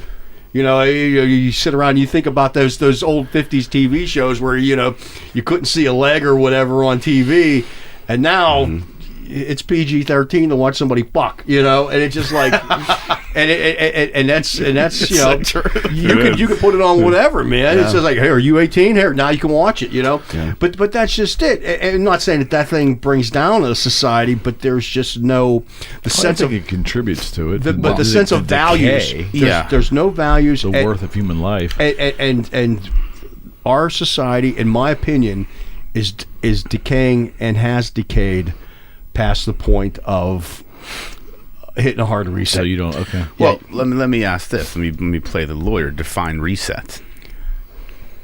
Because I think we can talk about a lot of different things, right? We can talk about the moral decay. We can talk about the founding principles of this country and how I believe, that we were founded on freedom.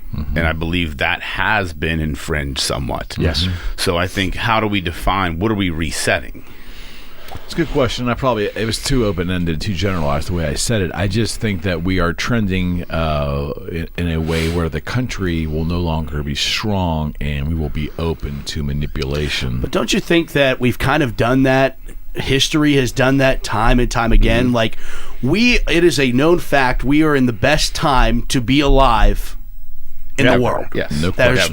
No question. That is an undisputable fact. Yes. No question. So I think it is easy to get caught up in all of the negative things, where if you look back into history, when recession takes place, this is the worst time that it's ever been to be alive. And like, you can go all the way down the timeline. This is the worst time. This is the worst time. Well, it's the easiest time to be alive. Not really sure for a lot of people it's the best time to be alive. Right. But I think every generation can point to instances, changes in society. I mean, it wasn't all that long ago that we were talking about, slaves and racism and like in a totally different way that we talk about it now. No doubt. And I think that that's one of those things where we kind of get caught up in our time because we're all living in it, where there for as many reasons that there are that it's not going to work, there I think are equal as many reasons of why it will succeed. I agree. I agree. That's the eternal optimist in me as well. But Yeah, I think, right. but I do think, to your point. So to your point, like, okay, yeah, it's an easy time to be alive, but I also believe it is still the best time. Like the things we have access to. Oh, yeah. Yes, it makes people lazy, but think about how. If you understand how to use the technology and use what's available, how you can literally build the life you want. Oh, yeah. Like literally, the opportunities are great. There has never been as much opportunity in this country as there is as we sit here today. It'll be more tomorrow and the next day. Like, I think we have gotten so hell-bent in this country to focus on what's wrong instead of focusing on what's right. Absolutely. And then trying to once you focus on what's right and actually see that I still fucking love America. Like, it's the greatest. I've been around the world. Yeah. I've seen how other people live. This fucking country is great. I do have an issue with attacking certain fundamental founding principles of the country. I think that'll right itself. But I think we need to get back to, as a society, focusing on why fucking America is the greatest country on this fucking world. Then a lot of people will start fucking getting over this bullshit, because I think people are so sucked into the negative that the media creates, that society has created, that now we just go down this fucking rabbit hole and everything's bad. Everything's bad. It's like, no, really, is it that bad? Like, we all have I mean, there are countries that don't have running water. Okay, Mr. Attorney, you pretty got to define what bad is.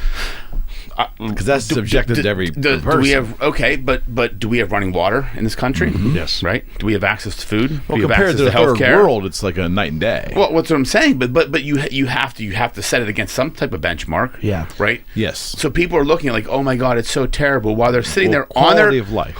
they're on their $1,000 phone streaming it on a fucking social media platform, talking about how oppressed they are. Standing in line at Walmart as they use their EBT card to pay. Well, but this is the problem. Like, people, like, it flies in the face of reason. Like, we are not an oppressed country. Like, I remember, like, all this shit that happened over the past couple of years, and people live streaming, this is fucking terrible. It's like, you're on $1,000 fucking phone. Exactly. Literally, on a platform that you now, as an individual, can be your own media company. For free. For free. The people used to pay tens, hundreds of thousands of dollars to get that video in front of people. Oh, yeah. You do it for free now. yeah. But we're oppressed. Look, this is the land of opportunity. I believe that if you're willing to look for it and take Well, it action, requires effort. well, that's what it boils down to, and that's why I don't think I have to disagree with you. I don't think we're going down this bad path. I think we're off track. That's probably a better thing. I think we're off track, and I think I am starting to see the shakeup happen where people are realizing we're fucking off track. We need to get shit back together. I don't know what that's going to look like, but I feel like, more so than even 2 years ago, people are like, wait a minute, like, something's not fucking right. Well, and you said it earlier about, it's pick a team. It's pick a side. We're talking about political sides. I think that's like, and no one now. It's become a game of, I don't want you to win and you don't want me to win, so nobody's going to win. And that's the biggest thing we have to get past. I had this conversation yesterday. Yeah, that's exactly right. You got to quit 100%. picking teams, and you got to go for what the central good of everybody is, and it's just that's so what hard to politics do. used to be. The moderates Right. would always win in the end. I'm just not. The last 4 to 6 years, I'm not really convinced the moderates are going to win. The moderate viewpoint ultimately wins. I mean, that's what you want. You want the moderate view to ultimately run the show. Right. The moderates are the ones running the engine of business. Yeah. They're too busy doing their business to really care about extremes, right? Right. But when you give the mouthpiece of the media or the communication to the extremes, which we have done, now we've got a lot of shit. Yeah. And I think I think from not to say that not to say that giving the mouthpiece to the extremes is a financial reward. I mean, the engine is still being run by the middle, but the middle is having trouble running this engine because of the shit they're doing. That's what I think. That's the mechanical change that I see in the last 4 to 6 years. And we're relying on the media to report stuff to us, and they 100%. are doing it in such a negative way. Right. Yes. I would love, not like in a feathery, like tell me a lighthearted story about like when they go talk about an animal at the zoo. I don't give a shit about the animal at the zoo, but like good-hearted stories. I just read cool. yes, something. Yeah, right. I like the bears though. Yeah. But I just read a story about an Uber driver that they had that huge backup on one of the major highways because of 95. Yeah, and one of the Uber drivers was taking a girl. She had a train get canceled. She was trying to get her back to her family. They're stuck on the parkway. He's an Uber driver. He's Uber driving her. Accepted this like probably $200 fare. Yeah. And they get stuck. Right. And he gives her food, does all this stuff, ends up turning around and buying her a hotel room. Right.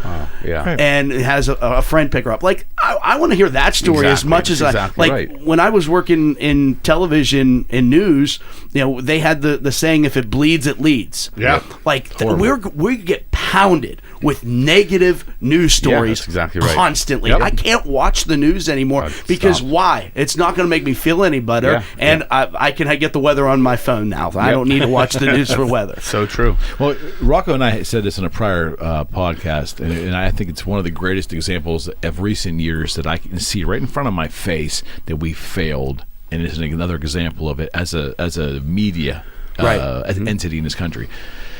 There was every year Congress does a softball game. The House and the Senate and the two parties, and I think they even keep the parties separate as two teams. The Republicans play the Democrats, and it's and it was just done in Washington D.C. this past summer, and it's a pretty big event. Like I think they do it at a pretty good sized park.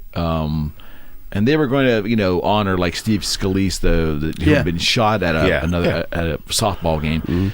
But every year they do this, and it's a moment where the public, if properly reported on and or properly publicized, the public would see the representatives getting along with each other, saying complimentary things about each other and working together. And there was a huge media opportunity to give some good harmonizing stuff to the public, right? But CNN, no one carried it. No one even showed any video footage. They talked about it, but there's no video footage of it. And this happens every year. But CNN and Fox both found a way to figure out a negative twist to the fucking game. Yeah. And ran it. One pro-Democrat, one pro-Republican.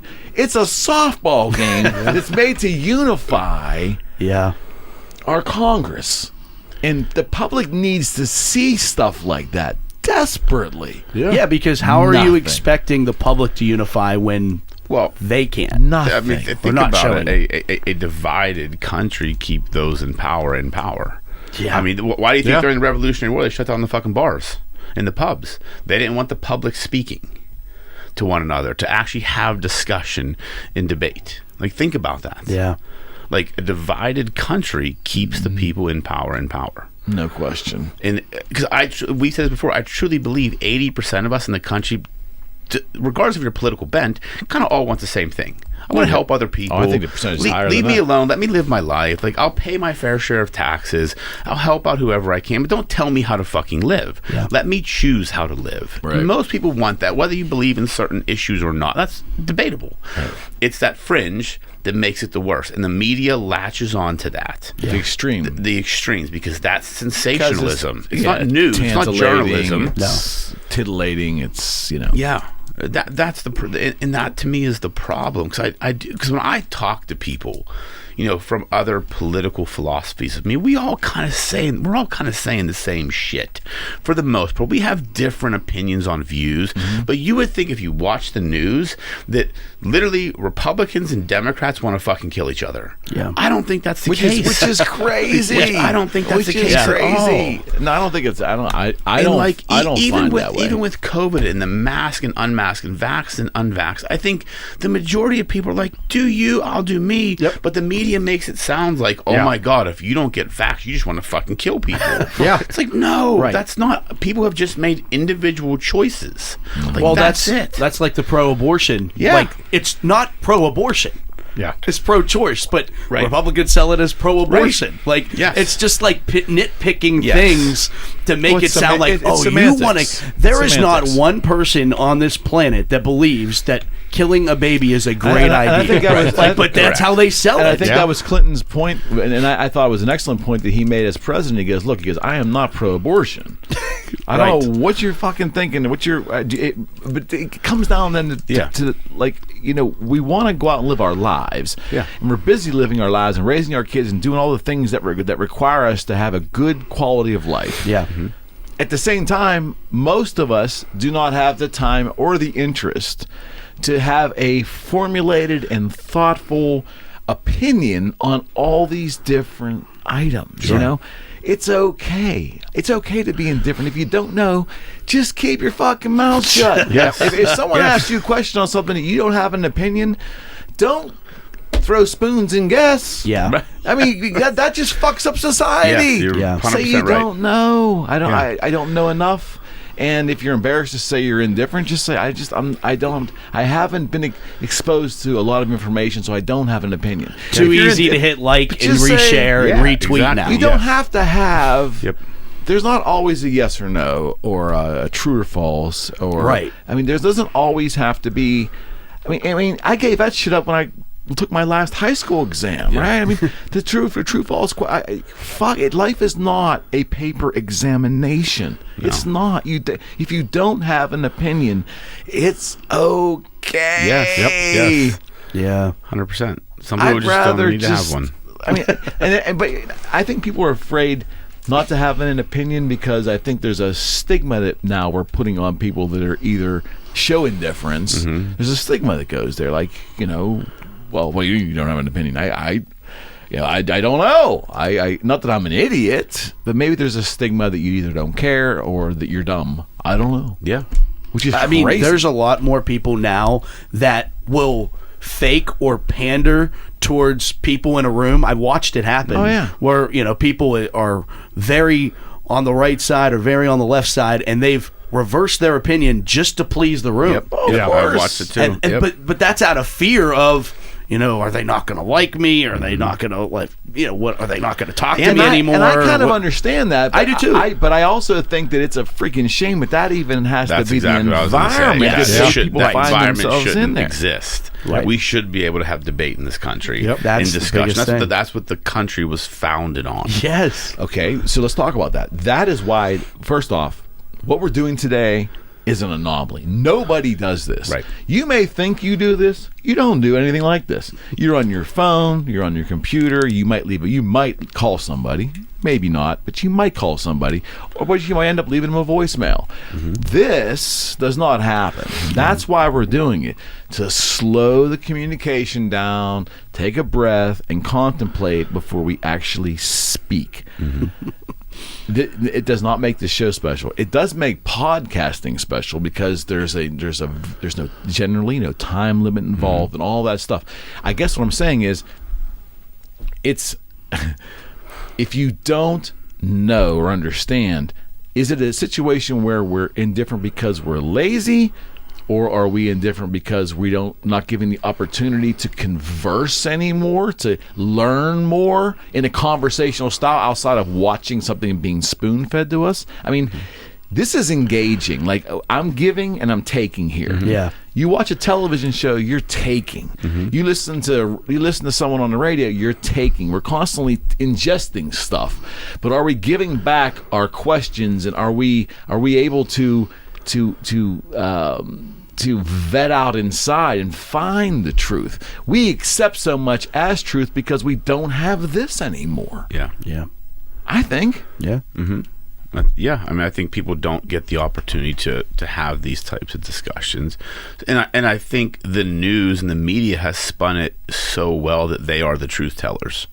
So when people pick a team and they watch, we've let that happen. Well, right, but I'm saying like that's the problem, because then they just believe that as gospel, instead of questioning it or using original thought and actually thinking through something. And to the indifference thing, like, yeah, some people are lazy. There are many things I just don't know, like climate change. I'll be honest, like, I don't know enough about it I'm sure it's bad.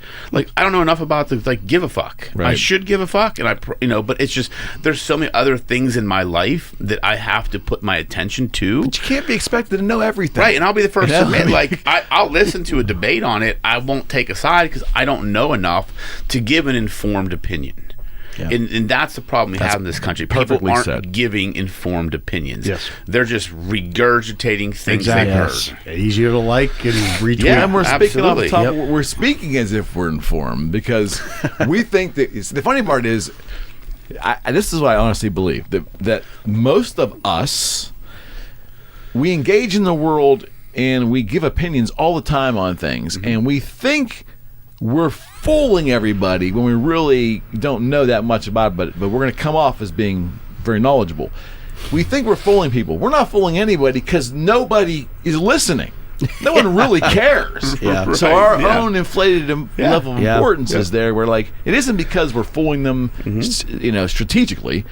There's no one there to fool. No one's really listening because no one's going to have a conversation with us. It's all fucking one-sided. Perfect example is when you're scrolling Facebook and there's an article or whatever that comes up, and I've seen this a couple times where there's a bunch of likes on it, and I click on the article, and it's something to generate some controversy or something, and you click on the article, and it's from 2018. Yes, and you're like, what? Like, you guys are arguing about this as if it happened yesterday, and no one had the due diligence to click on the article and find out that this shit happened all the way back in 2018, 4 years ago. Like, Well, it's bizarre. And the other thing is too, like with headlines, and they'll just make a stupid example. They're like, "Oh, red cars are now dangerous," and the people are like, "Oh, fuck, red cars are dangerous." Then you click on the article that says, "Red cars are dangerous in the game of Grand Theft Auto," and it's like, It's all don't clickbait. read more than the fucking headline. But then,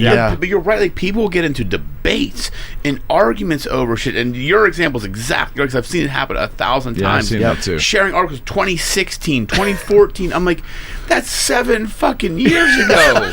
Did anybody open the article and actually look at the first line that says June 22nd, 2017? Like, today's 2022 now, right? Like, I get mixed up 2021, 2022. It's still early in the year. Crazy. I mean, like, when I was, I'm the oldest guy in the room. When I was a kid, there was a thing called news, and then there was tabloids. Okay. Yes. It's all fucking Blurred. one right now. Yeah. It's all one. There's no distinction. I mean, like, you expected the most ridiculous headlines when you're standing in the supermarket with your grandma, and and there's the World Daily News and the National Enquirer. And you expected crazy shit. Yeah. I didn't expect crazy shit from the Pittsburgh Press and the Pittsburgh Post Gazette. Just didn't expect to read that. Didn't expect to turn on Dan Rather and hear the most crazy shit imaginable. Yeah. I didn't expect to turn on ABC Nightly News and hear it editorialized. Yeah. I mean, there might have been a liberal slant to me. Very possible, but it was so subtle and so kind of almost non-controversial. It was just there. Right? Yeah. Yep. For the most part, you're just getting the news. Now, you can't go anywhere to be objective. I mean, NPR is not objective. They want to be. Reuters is not objective. They want to be. They're not. The Daily Mail, all these international sources, because people can be sophisticated and say, "Oh, I don't go for American news. I look internationally to be more objective." Bull fucking shit. Conservatism, liberalism is not an American thing. Hello, it's not an American thing. That is a socio-political description of life. Yeah. Two forms of thought, right? It goes beyond America. You can't. Don't look to international. This guy quoted me the other day. I love this. He quoted me on something, and he goes, "Well, that's wrong." I'm like, "Okay, probably is. I'm not an expert." He sends me a quote from this newspaper from India. It's got a fancy title like the International Business Times. It's from India Financial Times. whatever. I know exactly what you're And I talking read about. this thing, and it makes. I mean, like, I have no clue if even like. I mean, no, seriously, it might have made sense to like a 4-year-old, but it did not make any sense to me whatsoever. And this is the reference source that the guy wants to have an argument. Mr. McKenna. Mr. Eric. Come on, man. I mean, like, but that whole. I think there's division everywhere. I mean, it isn't just America. I mean, like, there was when I grew up, it was the Tories versus Labour in the UK, right? There's always conservative liberal thought. It's not an American construct. No, it's not. no. I mean, and to your point, that news is about sensationalism. So I always say, for me, like, I will try and listen to as many sources. If I want to understand something, I will read or listen to every source and take the facts and then discern my own opinion from it. Because you can always, eventually you will get to facts, right? Once you take away the spin of Fox News or CNN or MSNBC, there are actually factual things that happened, right? Yeah. Like the Capitol riots. Those were factual things that happened. Mm-hmm. Was it as bad as Pearl Harbor? In my opinion, no fucking way. But it's like, you look at the facts, it's like, okay, these were the facts, and this is what happened. I discern my own opinion from it. Like, I remember watching what happened. I remember things that were said. I have my own opinion on it. The problem is people just latch on to one of the news media and say, like, I have a friend of mine who said it was worse than fucking 9/11. Yeah, this is. I'm like, that's a little bit different. I mean, that's a big stretch to say. They're not even comparable. Not even comparable. That's not apples to oranges. It's vegetables to fruit. Like, it's not two different close. things. It's two different things. You can't. There's no comparison there, right? It's Rocco. See, this is where I get real dystopian. Like, do we have a good enough attention span to even care that we may have a wrong opinion? No, as evidenced by what we were just talking about the article and not clicking on it. They see a headline, I believe in this is ridiculous, share. Yep. And now we can argue about it back and forth. And whether or not you're right or wrong. We're being manipulated because 100%. The media houses know that is human nature now, because we're inundated with so much, so we can't handle so much. I don't know. I'm not a scientist. I don't know the inner workings of the brain. I'm just saying. I mean, the clickbait that we have from all. It's not just politically. It can be anything. Oh, it's insane. And that was my point about tabloid thing. The headline stuff. It's like if you go to, let's say, go to Fox News and go to an article, and then once the article ends, go down a little couple rungs, and all these little icons, and they have sensational photos or some crazy headline. Yes. Now they do say in the corner sponsored, so you know it's a commercial endeavor, right? But that kind of shit was, like, not fathomable that's what our news was going to be like 20 years ago. News was news, you know, and it was just necessary. Now it's like we're being sold overtly in our face and we're okay with it. That's a problem. The other thing about the news side of things, in terms of personalities that deliver it, are being told quite simply that they need to be a personality now, instead of just being Dan Rather, read a prompter and be the guy that's delivering news and facts. Now you have to be this personality. But you're right, though. They're creating figureheads, talking heads that have to have. Look, this has been going on for decades. You know, the pretty girl with the blonde hair is doing. And I think a lot of them have. I think the time has shown that the hires are good hires, that they have a journalism background and so forth. But the stigma about the weather girl, right? That I'm talking decades ago. There was weather girls because they wanted people to stick around long enough to get to the weather in the news, right? That was a thing. And if the weather girl was attractive, they'd say, but she had no. She didn't even know how to read the teleprompter. They just gave her the job, right? So. I get your point. I'm just saying, do we have an attention span that will actually let us stop for a second, take a breath, and go, whoa, what did I just say? That's not, I don't rationally believe that. Why did I even repeat that? I do think we are seeing a shift in this country. I do think we're seeing an awakening and a greater attention span. Look at Joe Rogan, right? Top-rated media program right now, over CNN, Fox, all the other stations. That's landslide. A 2 to 3 hour. Like, you got to have an attention span. So people want that information. So I think that's why I said people are starting to wake up as to just questioning shit, because the fact that he has a podcast, makes no sense. Not even on YouTube. It's not even on YouTube, on Spotify, that has more views than Tucker Carlson, than CNN, than all these big media entities. Right. That's showing you something that people actually want the news, because he actually believes detail. I think they want detail. They want the guts of a conversation, and he lets people talk. Like, he lets people lay out their facts, the facts as they see them. These news, 10 seconds, like so-and-so's bad. And edited. Yeah. And edited. Yes, And edited. Exactly. Clipped. Exactly. Like, See, that's manipulation to me. That's 100% manipulation. I mean, absolutely what it is. Editing is a solid word, and editing has a purpose and a function. I get it. But editing to me, especially because I'm spoiled in this environment, editing is manipulation. Like, I could edit this show 15 different ways to make all of you look like assholes. No doubt, right? Yeah. You know? Probably would be Taking better in work- Final Cut taking than work- iMovie, though. All right, good. Touche. Quicker, at least. Anyways. But yes, I could edit this and splice this up to make you say outrageous things. I mean, people are.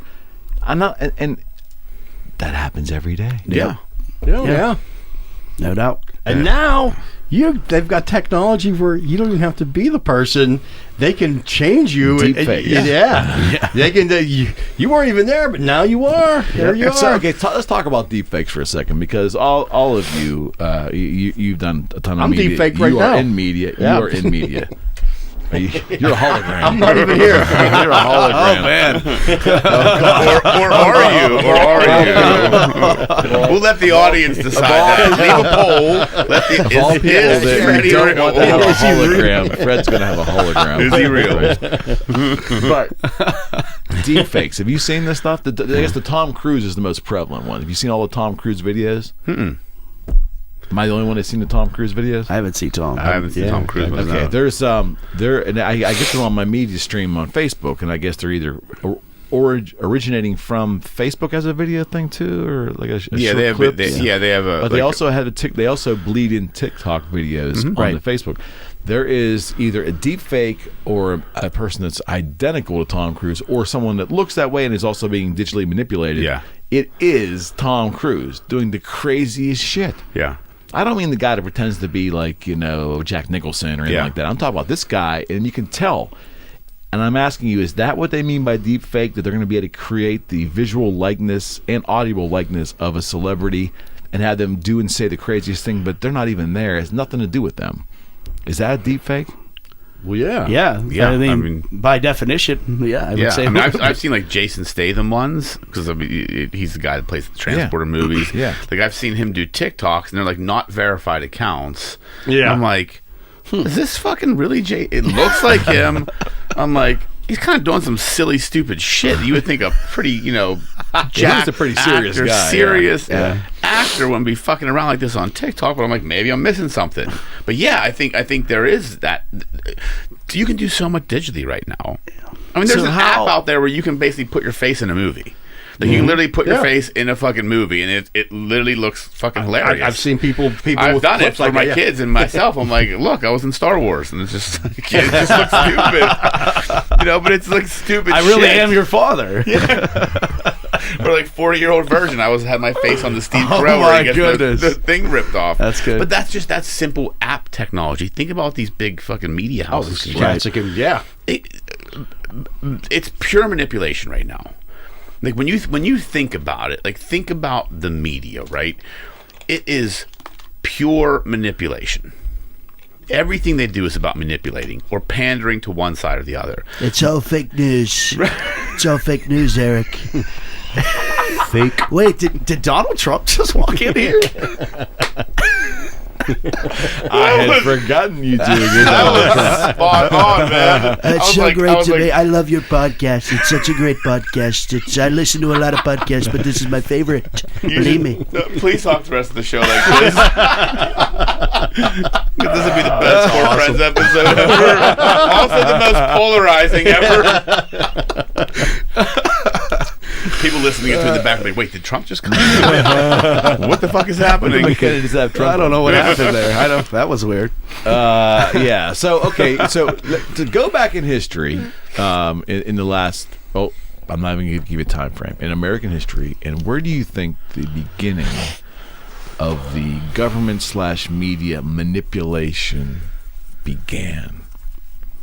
In your opinion, I think you could go all the way back. I think you could, from the beginning of time, people are wanting people to believe what they want them to believe. I don't think that simple fact is That's called salesmanship. Yeah, like I just don't think that that's ever changed. I mean, obviously the way that you can do it and the abilities that you have now versus before, but like, you know, I was watching a documentary about like they would put out fake wanted posters like for people that weren't actually wanted, dead or alive, and then they would put those out, and then that person would come back either dead or alive because someone wanted them dead. Like I just think and that's like a very early moment of an example of manipulation.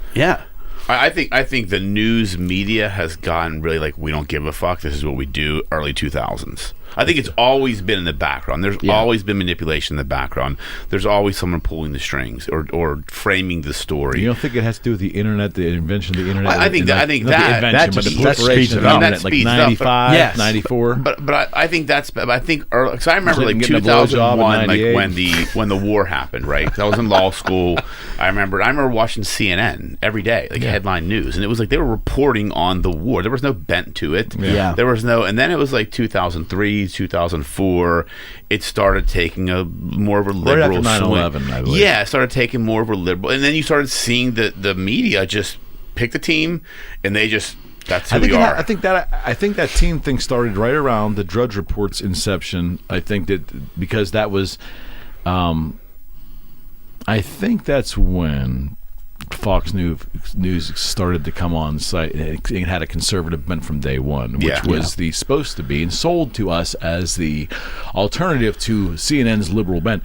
Well, CNN's liberal bent at that time was not that liberal. It was, you know. I used to always think they were in the middle. I always thought like, MSNBC was far left, Fox was far right. I always thought CNN was like, that's where I went to get the news. MSNBC was more of a mid-2000s creation, though, wasn't it? Yeah, I'm just thinking about when I really got into the news. Like it was in my 20s. Yeah.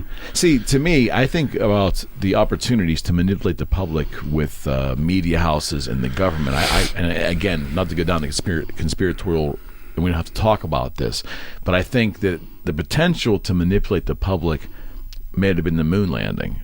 It might have been whether or not we actually did all those things we said we did. NASA and starting with Kennedy's demand that we're going to get this done and we're going to do it in 10 years and we're going to do this and we're going to do the things that are hard and all this stuff. And I don't think that we were able to do it like Kennedy wanted to be done, but it was sold to the American public. Now, whether or not we were at the moon, I have no idea. But I'm saying the elements of the NASA program started, I believe, just my opinion, with no concrete proof, just my opinion, the start of the manipulation of how things are broadcast to the public. What is held from the public, what is not held from the public, and all that stuff. And you fast forward all this time, we just saw the craziest thing. The public just saw the craziest thing, and because we're living in such strange times now, just like the UFO disclosure like last year, just because no one cares. Biden just got a fake vaccine shot on a made-up stage with a bunch of cameras around that, and I'm not talking about the movement of vaccines or pro-vaccines. That doesn't matter shit to me. There was a fake stage that was built for this thing. And then there was a bunch of photos taken of all the camera people and the fake stage, and that was put out to the public. And that was one of the most egregious things I had seen. Like, he just shot like a commercial, with a fake stage, and no one cared. Look it up. It's all. You can find it. It's on the. I don't know if you've seen it or not. I saw it. Nobody cares. We are so brainwashed into expecting nothing shocks us anymore.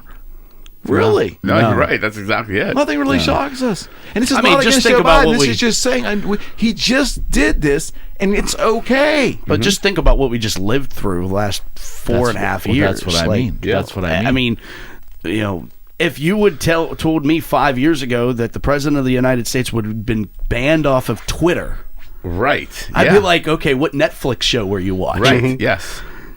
That happened. That's a real. That's real.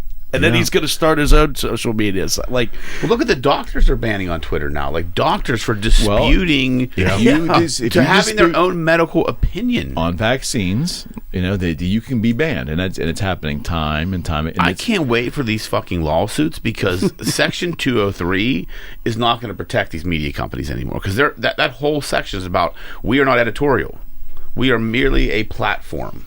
That's why we have liability protection. How can you claim you're not editorial when you're fucking deciding who's on and off your platform based upon what they say? You are editorial by fucking nature. Do you use Twitter, right? No. I mean, I have a Twitter account. Do you use Twitter? Yeah. Do you use Twitter? Okay. So I think it's the garbage dump of the internet. That's the one thing I will not. I just can't. I can't do have an it. account. It can be, but again, it's like anything else. Yeah. Follow who do you want.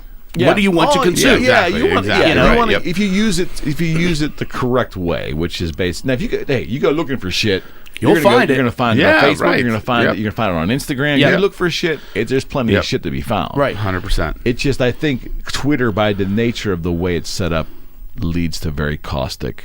Well, it's the real one where it's real time. So if I feel something in the moment, like I wanted to tweet the other day, at Pittsburgh City. Did you forget that PJ McCardle was a roadway in the city because it's snow covered right now and every other it's not? Like, how is this possible? And I didn't do that, but I thought about it. I really did think about it. So it's more, I feel like, where your Facebook, you're a little bit more, you know, maybe you think a little bit longer before you post something out on that. I think that's the danger of Twitter. And I just recently did this and went back and like looked at some of the. I've had Twitter since I was a teenager, and people were getting fired over stuff that they said, you know, 10 years ago. Right. So I like went back and I was like, why Fresno.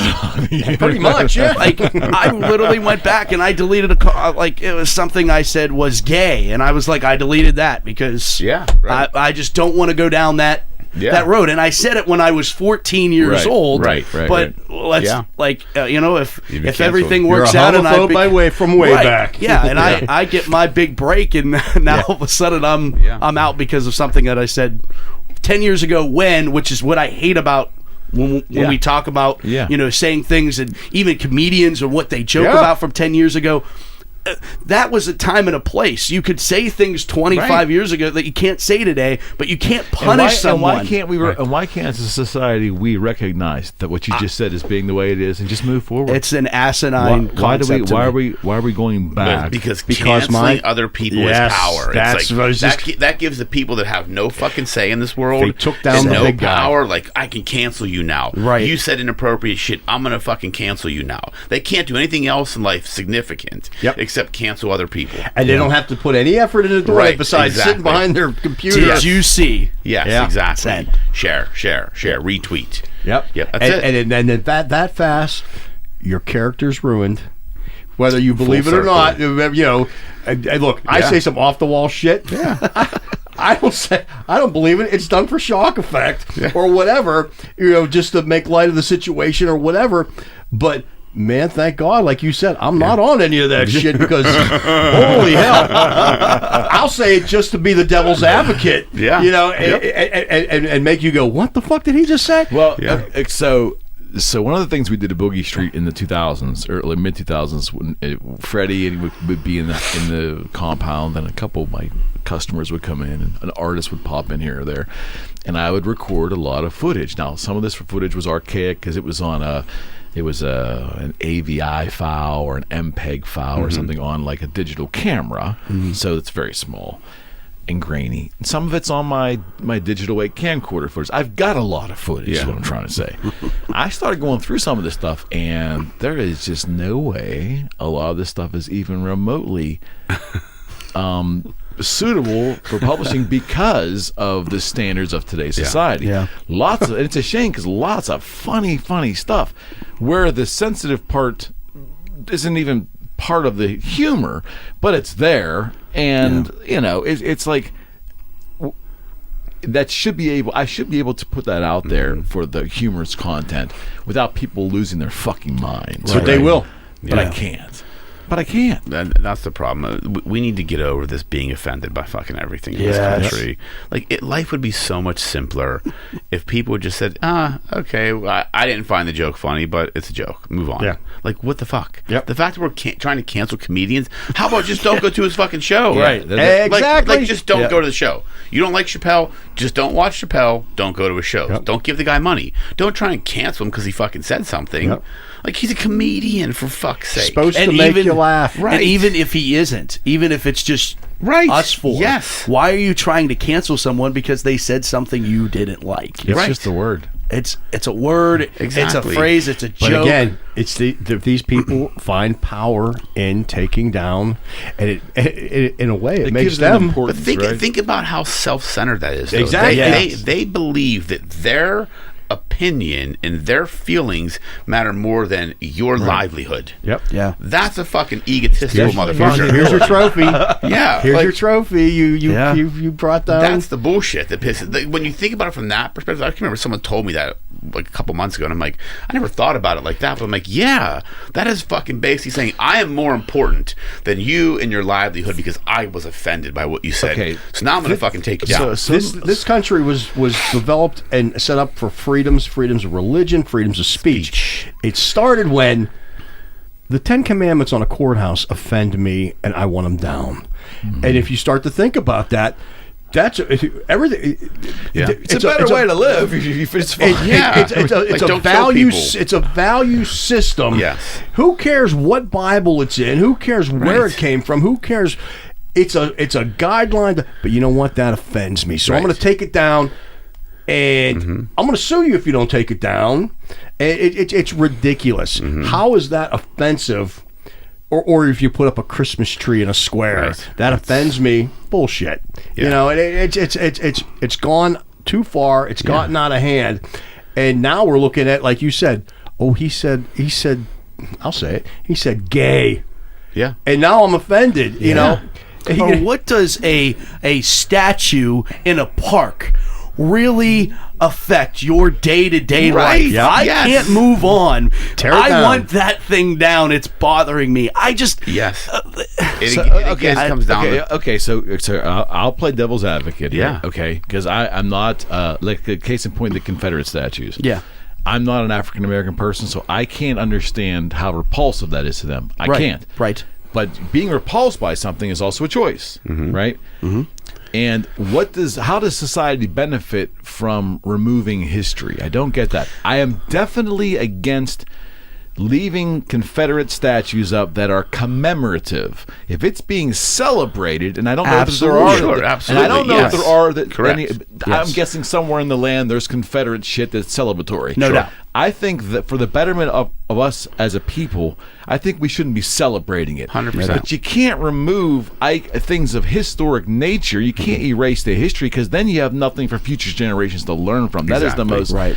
We're worried now. You're worried more about your feelings than you are the betterment of future generations. It's insane. Here's the thing with that, and I'm not being rude, and somebody's going to take this the wrong way. Why is it offensive? Because you're misinformed on what it is. It's a statue. You weren't alive when that happened. The people your grandparents weren't alive when that happened. This is so far back, and it's what, I get it. It's what people it should be a non-factor, as to whether I have a picture a statue of Robert E. Lee hanging in a park, but I want that down. I could see Saddam Hussein, who killed his own people, but Lee didn't do it. He was a general. He was a United States military guy. I get it. But it's a slippery slope, and like I said, I'm not a person of color, so I can't understand it. All I'm saying is, if something is overtly celebratory, I can understand them. That offending people. I can. I don't know. I can't because I am not offended by anything ever. Right. But I'm also white, so I can't get there. An example he brought up about we going back to the character thing is like your characters and morals change based off of the situation. No, don't. Now, like if if Lee was living today, would he be doing what he was doing then? Right, exactly. Yeah. Like a perfect example, though, about whether or not it's offensive or not. When I was with the Trotters, we were in the Deep South, and again, we're an African American based team. All the players are black, predominantly. There's a couple white players in there as well, but. And what the Globetrotters stand for, as far as the Globetrotters were founded because the NBA wouldn't allow black players in the NBA. Yeah, so we're in the Deep South. We're performing. Like when the Globetrotters first started, they weren't allowed to play in certain venues and stuff like that. And then actually when they were playing, they'd have a white show and then a black show, like for entertaining white fans and black fans. So we're in the Deep South. And I don't know what state it was, but we were there, and we walk into the gym, and there's an American flag hanging in the rafters, and there's a Confederate flag hanging in the rafters. Now that's, to me, very different than a statue in a park. Yeah, like, I agree. The Confederate flag should not be hanging next to an American flag in a gym like that, in my opinion. Agreed. And I totally agreed with all the athletes who felt that way, and that thing needed to come down if we were going to play there. Yeah, absolutely. But that is a lot different than a statue in a park, in my opinion, and I think based upon when that statue was created. Correct. Yeah. Correct. If you're building it's not erected today. If you're building a Robert E. Lee statue today, you got a fucking problem. Yeah. Right. Yeah. Yes. Exactly. But trying to erase history. Well, you can't. They can try all they want. Shit happens. Right. And the problem with all this stuff is that people just let emotions take over. Yeah. And they don't really stop and think. Like, okay, like I would love to have those discussions. Like, okay, why do you want the statue down? Why does it offend you? What sensibility does it offend about you? Right? Yeah. Like, just trying to understand people, because I think people just get caught up in the emotion of a situation or the emotion of a side, and then they don't. Because I think truly most people really don't get. I mean, they're logical people. They're like, does this really fucking affect my life? No, but my teen says it does. So now I've got to get fucking angry. It's exactly what it is. And it's just like, it's a mob mentality. Yeah, like what the fuck? Like, can't we just have discussions in this country and try and solve the real fucking problems? Homelessness, child hunger, the shit that's actually a major problem in this country. Instead of spending all this time and effort and media attention on taking down fucking statues in parks that really impact no one's fucking life. Yes. One of the players told me, we had a long conversation about this on the bus ride. I had one conversation. He said, you know what, the biggest thing that bothers me, that actually irritates me, is how specifically the Civil War and slavery is taught in schools, kind of going back into the education world. It's taught in a way where there's a winner and a loser and a victor, and that, you know, they were. He says it's not taught in a way where this was bad. Yeah, like it's not taught in a way where people realize when you're sitting in school and you're going, "This is fucked up." Yeah. But it's not taught that way. Because I remember being taught to me that way. It was a north law and the south loss. Yes, that's how we were taught. Right. Wow. You know, I must have had a good teacher then. Yeah, I mean, I don't remember being I don't remember any of my teachers ever saying this is just horrific in general. This even happened. Yeah, like the way that someone would teach 9/11. Yeah, right. As it referred to in the same vein. Interesting. I don't think that it is. No, I agree. I agree. That's a good point. We have an interesting dynamic here. Fred and I are roughly the same age. He's a couple, 12 years younger than me. Yeah. 13 years younger than me, and you're probably, how old are you? 30. Okay, so we have a great demographic here, right? So he's 10 years younger than you. So, we'll go with 10, yeah. I like that. you two missed Alex Haley's roots in the 70s. Now, if you don't know what that is, Alex Haley was an author, a filmmaker. And he wrote a book called Roots. I know the book. I never read it. It was a movie. And there was a mini-series in the 70s. Okay. Extremely impactful. And so here I am, a young person. Fred's roughly the same age, roughly. And that may have been what also tied in my civic studies at that time, where so my interpretation of that war probably is a little different maybe than what you were taught too. Yeah. So there was a human element that was put to us. It was a very graphic and sad and uplifting in the end, like the human spirit. Right, it was something, but it was very impactful in society as a whole. And I'm thinking maybe again it's just a generational thing. I don't feel that I got. I mean, it's been a while, but that's why the Civil War means on a human level what it meant as it was taught to me. Yeah, just as it was taught, because that was going on around that time. But that had been 10 years prior. Yeah, it was taught. I feel like very factual. Like this, there was slavery. This war happened. Slavery ended. The North won. Yeah, that was literally it. That was the mechanics of it. But this was the story of how it happened in very graphic detail. Yeah, we didn't get any of that. Yes, that's probably why. Because you're saying like it was just the North, the winner and loser, and the North and the South. Yeah, it was very. There was no. There was matter of fact. That was very. That's a good way to put it. Very matter of fact. Very traumatic. I mean, the roots was something. I mean, it was. It definitely. Do you remember it? Yeah. Oh yeah, I saw it. I watched it. But were you learning civic? You're roughly about the same age. Yeah. I never watched it in class. I watched it on my own. No, they didn't. No. There was no way they could show us in a public school. Yeah. But it tied in with the age we were at learning history. Yeah. And when it came to American history and the Civil War, it wasn't taught as just simply, a contest between right and... It was a contest between right and wrong. It wasn't really a contest between two sides and there was a winner and a loser. Does that make any sense? Here's what I found amazing nowadays with kids in school is, and this is true, these textbooks that these kids are reading about in school, they're all underwritten by whatever company you want. McDonald's can make a textbook and give their point of view on... Right. And I remember my kid coming to me one time talking about the Holocaust War. I'm like, what the fuck are you talking about? The Holocaust War. She goes, the Holocaust War. Where the Jews fought the Nazis? And I'm like, stop. Just say no. Fred has a degree in history. That's why you're gonna go down this path. And I'm like, what the hell are you talking about?